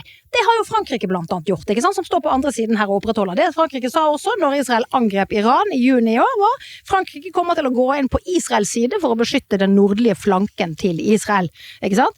Det betyr at de står jo i Hizbollah sin teig, ikke sant? Det en internasjonalt anerkjent grense. Og så sier verdens stater nå, med ICJ, som utgangspunkt var for de fleste dommerne, at den grensen som går etter 1967, altså 6-dagerskrigen, da Israel endte opp med, vi trenger ikke gå inn i foranledningen for det, men det som skjedde da var at Israel tok over Sinai, Gaza, Øst-Jerusalem og Vestbredden. Vestbredden var jordansk okkupert, Sinai var egyptisk, og Gaza var egyptisk kontrollert. Og så trakk jo Israel seg tilbake igjen på 70-tallet i denne fred i bytte mot land. For dette jeg bare sier, dette en fin segway over til det neste tema som vi må inn på nå for å rekke alt sammen. Du skal få ordet. Jeg skal bare si det at for det neste tema jo okkupasjon, og der vil jeg tro, uten å legge ord i munnen på deg, at jeg vil tro at du vil si da at Israel tok tilbake disse landområdene fra okkupasjon fordi de tilhørte Israel fra San Remo-resolusjonen, eller med forankring i San Remo-resolusjonen fra april 1920. Og da kan jo du få ordet først på tema okkupasjon. Er Israel en okkupasjonsmakt, eller det ikke det? Nei, det helt absurd når man sier at det en okkupasjonsmakt, at den okkuperer de områdene. Dette var indrefileten i det som jødene hadde sterkest tilknytning til, og som de fikk rettighetene i San Remo til. Men når det gjelder, bare kort å oppsummere uenigheten, den går jo an å si på noen få ord her. Altså, intertemporal rett, det fullt gjeldende fortsatt Cecilie, dyktige, snille, gode Cecilie, hun har tatt helt feil. Hun mener at retten dynamisk, at den endrer seg over tid, og spesielt i forhold til hva statene mener og sånne ting. Og det lov å mene det, men det ikke slik folkeretten det heter altså intertemporal rett, og det betyr det et prinsipp som gjelder uansett absolutt, og det at rettigheter, de skal bedømmes ut fra retten på det stedet på den tiden de blir til på. Og at hvis man skal endre de rettighetene, så kan ikke man bare plutselig ha noen meninger eller noen avstemning i FN eller noe sånt. Man må treffe lovlige vedtak, eller altså typisk gjennom forhandlinger, som 242-resolusjon, Sikkerhetsrådsresolusjon 242, og sier at man skal gjøre gjennom forhandlinger. Det den strategien som Sikkerhetsrådet har dratt opp, og som også helt gjeldende etter Oslo-avtalen, som fortsatt gjelder, en midlertidig avtale som fortsatt gjeldende, og som man kan ikke bare liksom finne ut at man skal gjøre en avstemning og så endre på det. Det intertemporal rett. Cecilie må svare på det. Hva intertemporal rett, og tenker du at det like viktig som Ragnar? Altså, ikke sant, dette her jo spørsmålet om, ikke sant? Du har flere tradisjoner her i folkerettslig tenkning. Det ene rettspositivistene, og så har du naturrettsjuristene. Jeg tenker nok at Ragnar heller vel over i den ene kategorien. I Skandinavia så vi vanligvis litt sånn blanding av begge deler. Men jeg tenker nok at akkurat her mener jeg at Ragnar langt ute på viddene. Og det fordi at, ikke sant, Israel selv mener jo at det okkupert område. Da den israelske høyesterett i 1976 kom med den første beslutningen sin, hvor de satt som High Court of Justice, The Israeli Supreme Court, når de sitter som High Court of Justice, så det var med den tidligere justitiarius Meir Shamgar, som etablerte det som det militære rettssystemet på palestinske områder. Og da kaller Israel selv dette for områder hvor vi forpliktet av Haag-reglementet fra 1907, som sedvanerett for hvordan en okkupasjonsmakt skal styre okkupert befolkning. Og det bakgrunnen for hele rettsforvaltningen som Israel har, militært og sivilt, på palestinske områder, altså på andre siden av 1967-grensen. De områdene, de territoriene som Israel okkuperte i 1967, og som ikke de har trukket seg tilbake igjen fra, som Gaza, Øst-Jerusalem, Golan og Vestbredden. Golan, og så det noen av disse som Israel har annektert, men det ikke akseptert av andre stater at dette på en måte suverent israelsk territorium. Og det jo da et spørsmål som kan være opp til forhandling, ikke sant? Amerikanerne i 2018 endret på sin posisjon i forhold til Golan, hvor Donald Trump sa USA anser ikke lenger Golan for å være okkupert, men for å være israelsk territorium. Det var en innrømmelse til israelerne som følge av situasjonen egentlig i nord der, som var ganske krevende, ikke sant? Og her også spørsmålet, hva det som hvor går den israelske grensen egentlig? Og ICJ, de fleste stater i verden legger til grunn at det 1967-grensen som utgangspunktet for det du kaller for okkupert territorium, men så kan man i en tostatsløsning se for seg at man skifter territorium. Oslo-avtalen var 2 avtaler fra 1993 og 1995, som først etablerte et system med A, B og C-områder, og etablerte palestinske myndigheter, selvstyremyndigheter i A-områder. Fordi da skulle Israel, vi kan ikke komme og si at Oslo-avtalen gjelder fortsatt, men dette ikke okkupert territorium, fordi hele Oslo-avtalen legger jo som grunnforutsetning at den militære okkupasjonen til Israel skal stedvis trekkes tilbake.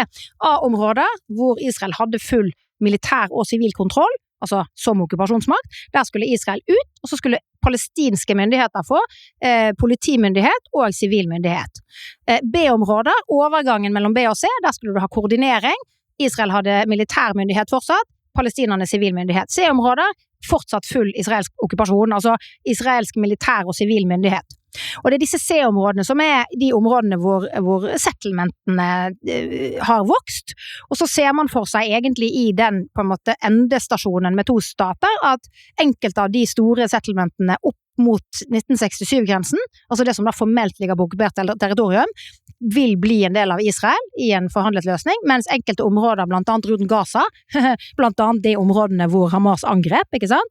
Det i de tostatsløsningskartene som lå på bordet i 2020, blant annet, under den forrige Trump-administrasjonen, så skal dette bli den fremtidige palestinske staten, hvor du også får et område nedover i Negev-ørkenen, ned mot Saudi-Arabia, sånn at du får altså en contiguous area. Da skal Ragnar få, jeg har lyst til å høre hva du tenker om det som hun nevner om 1976 og høyesterett i Israel. Hva tenker du rundt den avgjørelsen med Ref. Haag 1907? Israels høyesterett har aldri sagt at Genève-konvensjonen får anvendelse, altså at det kommer direkte til anvendelse, slik som Cecilie sier. Høyesterett har sagt egentlig at de skal anvende reglene i Genève-konvensjonen for å opprettholde de veldig fantastiske standardene når det gjelder å behandle innbyggerne der. Den ønsker Israel å følge, og det har vært regjeringens syn hele tiden opp mot ICJ og alt. Det har vært at de reglene får ikke direkte anvendelse, men vi ønsker at de blir brukt. Det 1976 som du snakker om nå? Ja, det for så vidt helt, altså det har vært sånn sett hele veien, sånn som Og så det på en 2004 så endret de posisjon. Sånn som det I Norge, så det Stortinget som gjelder, som styrer lovene. Det politikerne som sier hvilke lover som skal gjelde for domstolene. Og når Høyesterett I Israel bruker de lovene, så det selvfølgelig fordi at blant annet regjeringen I Israel har vært klokkeklare på at de reglene skal vi anvende. De standardene I Genève-konvensjonen, som selvfølgelig har veldig viktig for innbyggernes ve og vel, og hvordan Israel behandler de skal gjelde, de standardene. Men de får ikke direkte anvendelse. Så det har politikerne I Israel ved regjeringen vært veldig klar på flere ganger, også opp mot ICI. Her vi uenige om faktum. Ja, det greit. Men det lov å være. Men Ragnar, vi må ha, for vi går tom for tid snart, så vi må ha litt sånn tydelig på disse temaene, litt sånn kort på de siste to temaene. Mener du mener at Israel ikke en okkupasjonsstat på noen områder I det hele tatt, eller det noen områder? Hva tenker du der? Israel, altså I 1948, så var hadde Israel de områdene I både Judea, Samaria og Øst-Jerusalem og Gaza inn under sin stat, ifølge Juti Posidetis Juris blant annet, som et av rettslige grunnlagene. Israel blir som kjent angrepet den 15. mai fra 5 arabiske stater, og du kan jo selvfølgelig ikke vinne noe rett med å angripe et annet land, det elementær folkerett, men så de okkuperte altså Jordan okkuperte områdene I 19 år, frem til 1967. Egypt okkuperte områdene I samme periode når det gjelder Gaza. Og Israel inngikk avtale med begge disse her. Og man har ingen stat utenom de der som helt tatt kan være aktuelt. Palestinerne har aldri hatt noen stat. Og etter klassisk folkerett så som Cecilie selvfølgelig kjenner utmerket til, så må det være, altså, reglene om okkupasjon, de skal verne om de suverene statene. Det var derfor de ble til. Det var derfor vi hadde de reglene. Og det har ikke vært, det ikke noe suveren stat å verne her I det hele tatt. Dessuten så jo Genève-konvensjonen, det gjelder jo om okkupasjon, det gjelder jo stater. Det står jo I artikkel 2 at det gjelder, hele regelverket gjelder mellom stater. Her ikke det noe stat. Det ikke noe palestinsk stat. Det snarere tvert imot. Altså, du kan si, Cecilie var inne på det med å anerkjenne Palestina som en stat. Det jo helt, det også, nå bruker jeg sterke ord, men, og det for så vidt ikke alltid så klokt, men jeg har nesten lyst til å si det, at det faktisk ganske absurd når man anerkjenner Palestina som en stat. Altså, hvorfor det? Jo, ikke det noe som stater har suverenitet til å gjøre? Ja, nå skal du høre. Hvorfor? Det fordi jeg sier ikke at de ikke har rett til å gjøre det, det selvfølgelig, Nei, det ikke det jeg sier. Men hva det da du sier? Fordi det må du høre. Jeg sier at det absurd at de gjør det. Men det det jeg prøver å si. Fordi du ikke liker det. Lytt etter, Cecilie. Ja, men vi skal høre. Hvorfor det absurd? Ja, det absurd først og fremst fordi man vet at de palestinske selvstyremyndighetene, som det eneste anerkjente forhandlingspartneren til Israel, de gjennomsøret av korrupsjon, antisemitisme og støtte til terror. Det sånn som alle kan være enige som kjenner en smule til de faktiske forholdene, tror jeg. For det andre så det strider helt mot Oslo-avtalene. Oslo-avtalen midlertidig, de har ingen rettigheter til noen stat eller noe sånt på, det ikke det Israel har sagt, de har fått en viss jurisdiksjon I A-området, både sikkerhetsmessig og sivilt. I B-området har de kun sivil jurisdiksjon, og I C-området det Israel som ruler fullt og helt, sånn som de har gjort før det. Israel trengte ikke å gjøre det, men de gjorde det. De ga de den midlertidige muligheten til å legge ned våpene, slutte med terror, bare søke fred. De gjorde ikke det et sekund. De startet heller den andre intifadaen i 2001, hvor det var over 1000 drepte israelere i løpet av 4 år, altså fra oktober 2001 til i 2004. Og nå må Cecilie svare, jeg vil spørre deg spesifikt om det som Men jeg Ragnar bare sier veldig kort, det også hvis man legger vekt på Montevideo-konvensjoner, så det ingen av de vilkårene der heller som stiller som oppfylt. Jeg sier ikke at alle folk kan jo være uenige om, så kan de bare anerkjenne den mest makabre organisasjon som en stat når som helst, det må de gjerne gjøre, men det blir ikke mening i det. Det rett og slett absurd utifra de tingene jeg har sagt nå, og mange, mange flere. Og da må jeg spørre Cecilie, Montevideo-prinsippene eller kriteriene, de oppfylt for palestinske områder for å kalle det en stat? Det ikke så viktig, fordi det kommer til å bli oppfylt den dagen de blir anerkjent, ikke sant? Altså den dagen de blir tatt opp i... Men Norge jo anerkjent. Ja, men det en politisk handling fra Norge, som du gjør bare en gang, ikke sant? Okay. Dette en sånn enveis one-way trip, egentlig. Jeg vil bare si følgende. Altså, den måten som Ragnar forholder seg til de folkerettslige prinsippene her, med at på en måte rettigheter etableres, og så vil de på en måte eksistere for alltid, jo måten man argumenterer for. Nei, sant? Dette jo argumentasjonen som skal gi Israel rett til det hele. Det begrunnelsen, sant? Det den rettslige begrunnelsen for at Israel skal ha rett til Judea og Samaria, som Israel kaller det, eller Vestbredden, som palestinerne kaller det, og Øst-Jerusalem, sant? Det mener jeg ikke har rot i den virkelige verden og folkeretten slik den praktiseres. Folkeretten de reglene som statene til enhver tid mener gjeldende folkerett.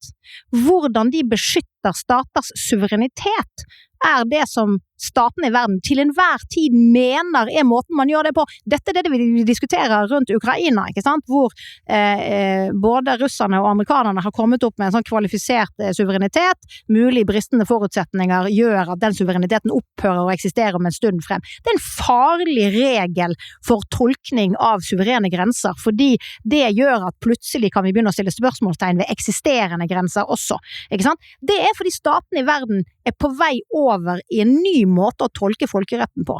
Det, tenker jeg, i seg selv bevis nok for at dette intertemporale i forhold til suverene grenser ikke riktig.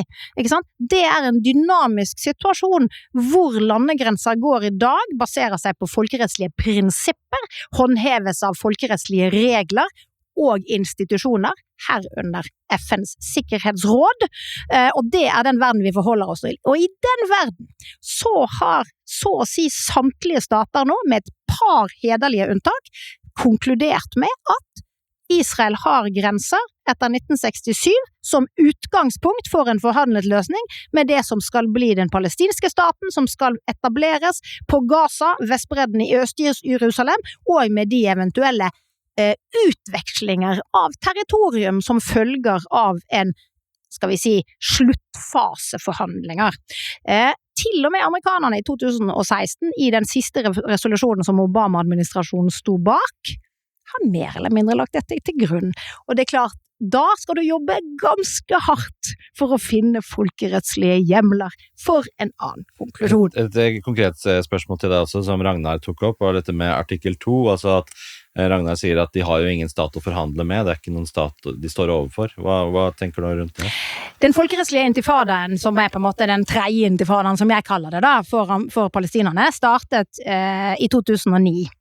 Da Obama ble valgt, så sendte han sitt sendebud Mitchell til Midtøsten bare noen dager etterpå, og informerte både israelerne og palestinerne om at når Obama tar over i januar 2009, så blir det full fokus på tostatsløsning. Da skal vi få i havn det som glapp i 2000 under Camp David, og da andre intifadaen brøt ut. Jeg var observatøren av fredsavtalen Oslo 2, faktisk på Vestbredden under de første 6 månedene av andre intifadaen.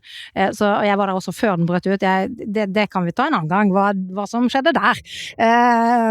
Men jeg tror nok det var jo på begge sider mobiliserte de kreftene som ikke ville ha tostatsløsning, og det var enkelte elementer i Hamas særlig, og så var det settlerbevegelsen, for det var ingen av de som ønsket den løsningen som man så ville komme ut av Camp David-forhandlingene sommeren 2000. Og det er jo de samme aktørene som vi snakker om i dag, ikke sant? Det er Hamas som sitter og forsøker å hindre dette, og det er settlerbevegelsen som forsøker å forhindre den forhandlede prosessen, som også Ragnar gjerne ser ikke kommer, så vidt jeg kan forstå. men ikke sant? Det som skjer da er at palestinerne ser at de har ikke tilgang på de flatene som er viktige, fordi de ikke anses for å være en stat. Derfor så legger de en plan om å bli anerkjent som på en måte et folkerettslig rettssubjekt, og det klarer de.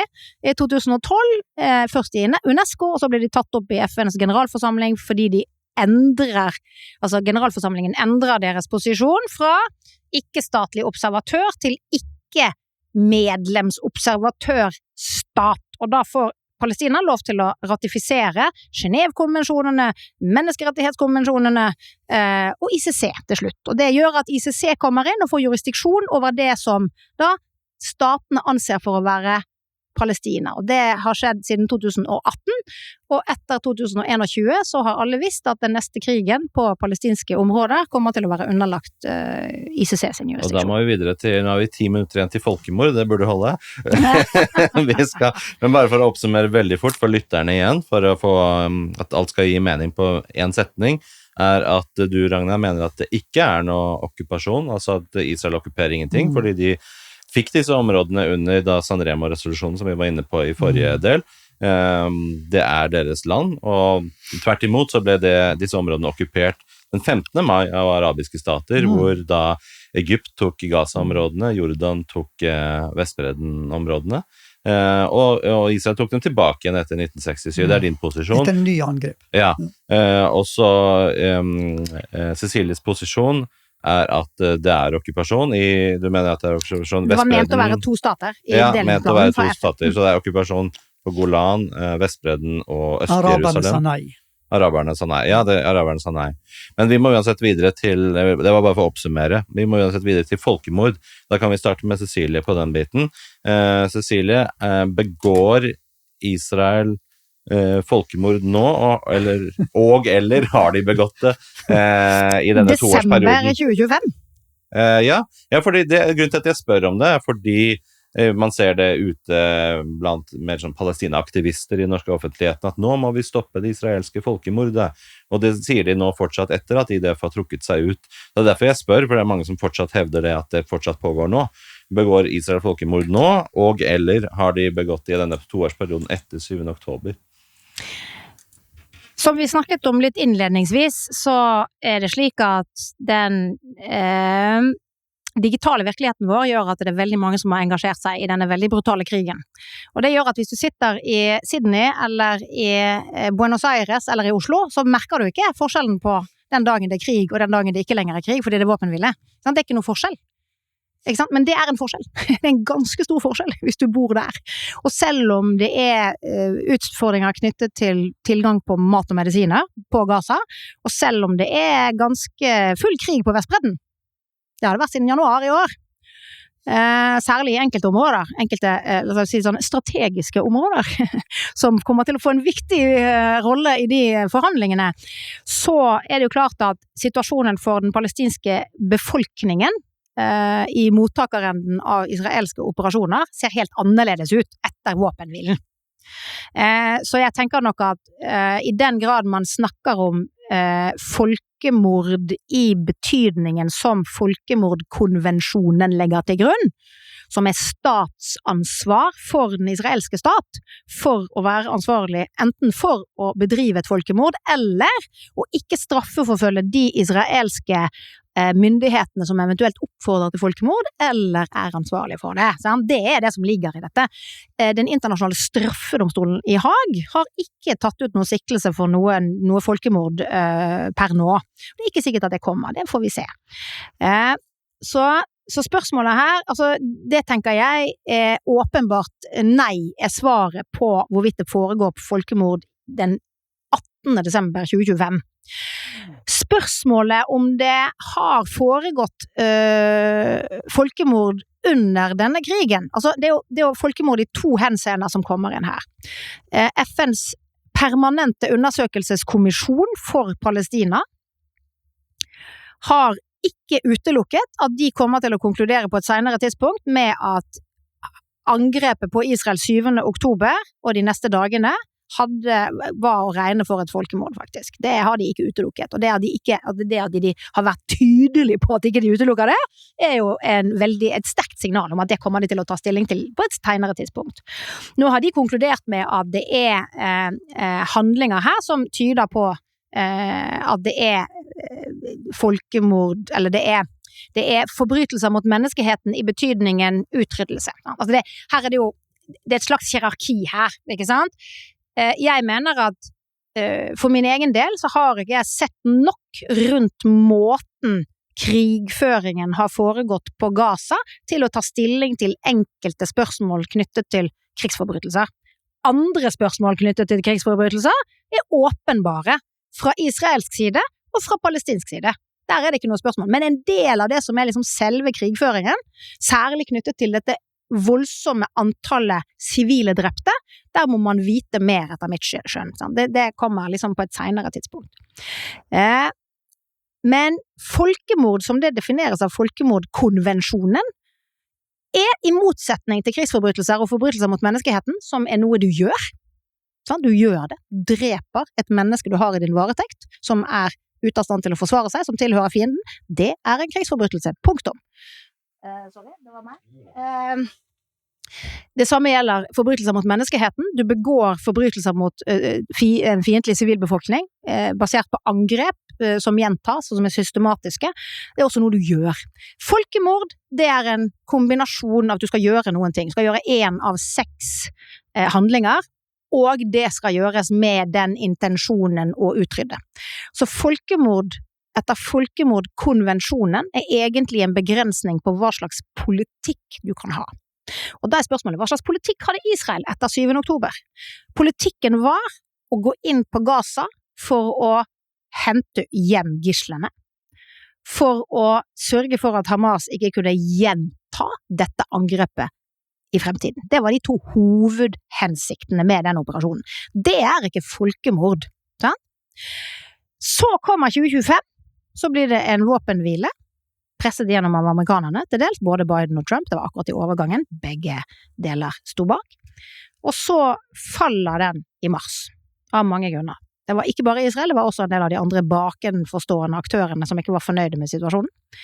Så får du en ny operasjon i mai som heter Gideon's Chariots, og da er det deler av det israelske lederskapet går ut og sier hensikten med denne operasjonen er å gjenerobre Gaza, altså rekolonialisere Gaza. Det sa ikke Netanyahu, men det sa enkelte av de Settler-ministrene, altså innenriksminister Ben-Gvir og viseforsvarsminister Smotrich var klare på det. Og det er klart, det er et ulovlig formål med den operasjonen. Og da begynner du å se på hva er det som er virkemidlene her. Og da tror jeg at det er meget sannsynlig, eller det er ikke usannsynlig at ICJ kommer til å konkludere med noe annet etter mai 2025 enn før mai 2025. Og det var også akkurat da europeerne endret posisjon, da franskmennene gikk inn og anerkjente Palestina som stat, til dels også som svar på det den israelske regjeringen da gjorde. Det samme gjorde de andre anglosaksiske sjønasjonene, ikke sant? USAs nærmeste, nettopp fordi den karakteren av operasjonen sommeren 25 var annerledes. Og disse landene innførte jo da også sanksjoner mot disse 2 ministrene. Så det tror jeg nok. Det som har vært litt av mitt poeng, og som har gjort at mange har blitt sinte på meg, det er at jeg vil ikke ta stilling til terskel. Hva kreves det for at noe skal anses for å være et folkemord av ICJ? Som jeg var inne på i sted, folkemordkonvensjonen er veldig spesiell, fordi det er en av de få konvensjonene hvor den internasjonale domstolen i Haag har en rett under konvensjonen til å ta stilling til om en stat bryter den, og hvordan den skal tolkes. Og i Myanmar så ble denne brakt inn, til dels, det var jo da også av et afrikansk land, for å se om myanmarske myndigheter begikk folkemord mot rohingyaene. Og det gjør to ting. Det ene gjør at da må myanmarske myndigheter hver måned i begynnelsen, og deretter hvert halvår, rapportere til ICJ. Hva gjør de under sin krig for å beskytte den sivilbefolkningen som de anklages for å ville utslette? Og da må du rapportere inn, og det må Israel gjøre. Det har Israel gjort til ICJ siden januar 2024. Og da Israel besluttet i mai i år at de skulle fortsette operasjonen på Gaza, så sa ICJ, ja vel, vi trodde at vi var ferdig med dette her, men ok, da får dere et års utsettelse, og dere må fortsette å rapportere til oss med hva dere gjør for å beskytte den sivilbefolkningen. Har de gjort det da? Ja, selvfølgelig har de gjort det, men det er jo helt, la oss si det sånn, det er ikke åpent tilgjengelig. Men når ICJ i fremtiden skal ta stilling til om Israel hadde folkemordsintensjon, så må jo de se på de rapportene som de har fått inn i forhold til hva slags tiltak har Israel foretatt da, for å vise at her er det ikke intensjon om å utslette deler av den palestinske befolkningen på Gaza, men det er noe annet som er hensikten. Og det er spørsmål, jeg vet ikke hva som står i de rapportene, det er veldig vanskelig for meg å ta stilling til det. Bare for å konkludere for lytterne, så gjerne, så hvis du skulle sagt hva du lander på, er det litt sånn at du lander på usikker? Ja. Eller hva, hvis og så var det dette tillegget, fordi at i Myanmar-saken så er det klart at en del stater har gitt uttrykk for misnøye med at ICJ tolker den for strengt. Og etter 2015 og den islamske staten i Syria og Irak sitt på en måte folkemord mot jesidiene, denne religiøse minoriteten, hvor de hadde en erklært målsetning om å utslette jesidiene, delvis fordi det står om dette i hadithene i Koranen, og IS ville vise alle at vi følger på en måte Mohammeds ord slavisk. Det var en del av en større propagandaoffensiv egentlig, men det statene da sa var at ingen stater i vår tid vil erklære at de skal utslette en gruppe, så det er en for streng terskel. Og så kommer det en beslutning fra ICJ året etterpå, som sier at i enkelte situasjoner, når det ikke finnes noen begrunnelse for de militære operasjonene dine, da kan du slutte fra måten du kjører din krig på, at du har en intensjon om utslettelse. Altså en intensjon om folkemord.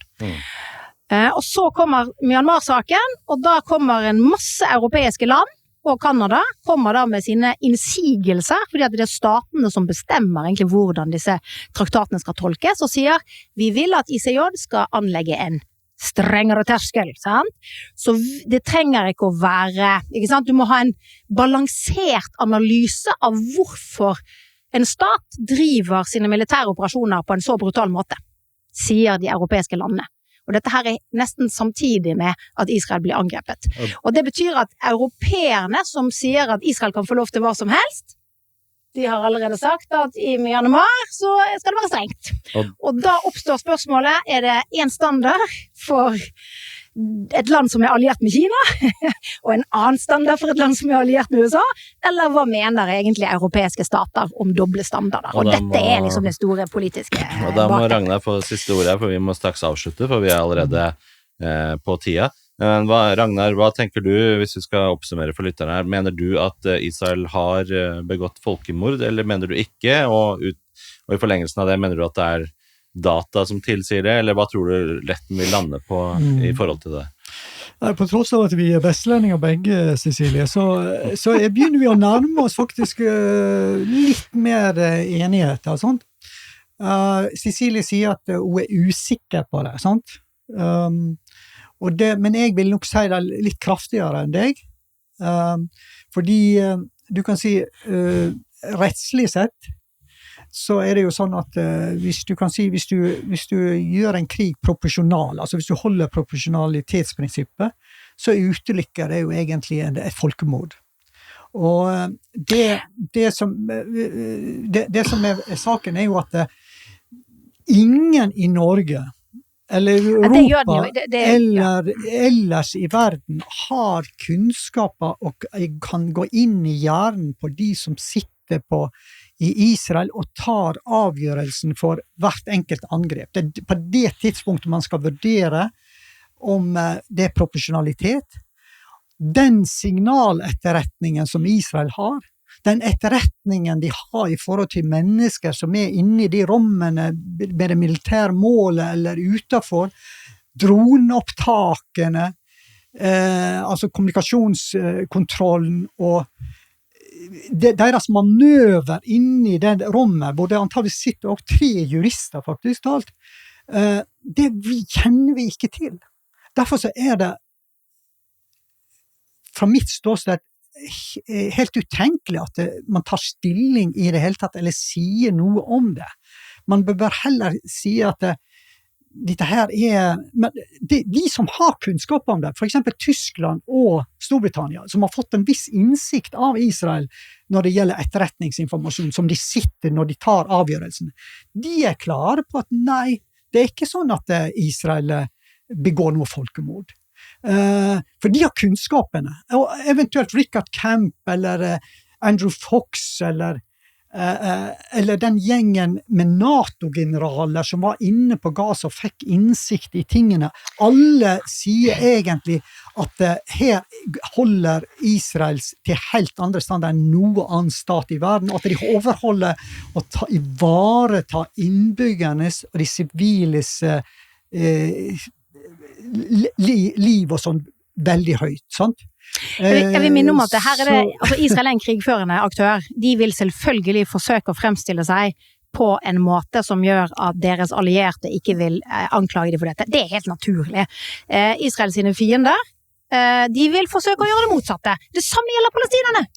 Palestinerne sine venner vil forsøke å fremstille palestinerne som rene ofre, som ikke har noe valg, og palestinerne sine fiender vil forsøke å vektlegge alle de internasjonale forbrytelsene de avhengig av. Det en del av krigens natur i våre dager. Spørsmålet her om en domstol kommer til å konkludere med det ene eller det andre, og den kommer til å ta stilling. Uansett hvor mye Ragnar liker denne aktøren.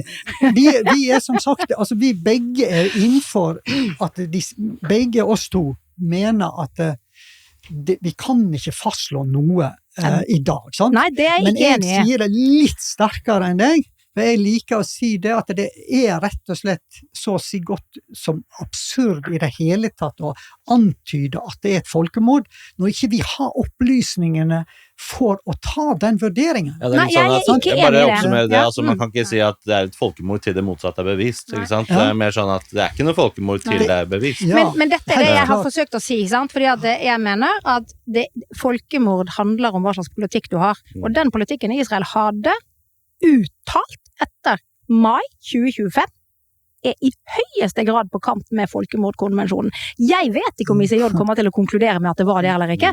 Det har sammenheng med hvordan de kommer til å konkludere i Myanmar-saken. Kommer de til å senke terskelen? Det ikke sikkert at det gjør noe. Selv om de blir værende på en høy terskel, så kan det hende at de konkluderer med at i hvert fall enkelte ministre i den israelske regjeringen hadde uttalt folkemordhensikt med operasjonene etter mai 2025. Det ikke sikkert at hele Israel og hele det israelske apparatet blir holdt ansvarlig, men da vil Israel være statsansvarlig og vil ha en plikt til å straffeforfølge sine egne. Jeg vil våge å si at jeg kjenner Israel og også myndighetene og generalene en ganske godt etter hvert. Og det så langt ifra Israel som det går an å få det, å komme med en sånn påstand. Altså det sånn kolossal forskjell på terroristene, Hamas, sine hensikter, Al-Aqsa-fladd heter det, altså Al-Aqsa-folkemordet med andre ord, altså du skulle fløyme Israel, men flo inn, altså et folkemord. I utgangspunktet så det en sånn vi forskjell på det her og på Israels tankegang. De har et prinsipp som heter Ruga-Ha eller noe sånt, som fullt av som tilsier IDF sine sterke forankring i menneskeverd.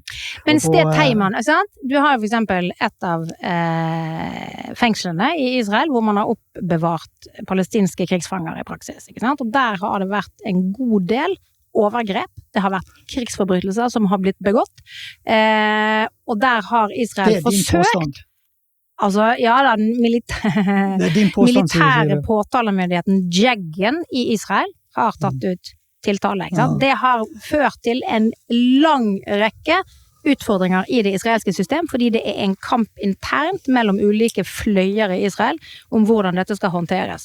Ikke sant? Den kampen der gjør at du kan ikke snakke om ett Israel nå. Israel transparent, men hvis du hadde fått innsikt i Hamas og hva de gjør av ondskap og planene deres og alt mulig, så hadde pipa blitt en helt annen låt i pipa. Men det ikke så relevant hvis spørsmålet hvorvidt Israel ansvarlig, altså har statsansvar for folkemål, så på en måte det fienden driver på med ikke relevant på det spørsmålet. Men folkens, vi på overtid, vi 5 minutter over tida, og jeg lovte å avslutte 15:45, så vi må gå, men dere bare avrunde. Tusen takk for at dere kom, veldig fin samtale.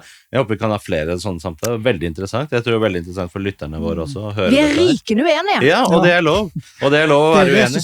Det jo det som skaper en god podcast. Velkommen til uenighetsfellesskapet. Ja. Nettopp, og det synes jeg positivt, så tusen takk for at dere var med her i dag, og på gjensyn, gjerne.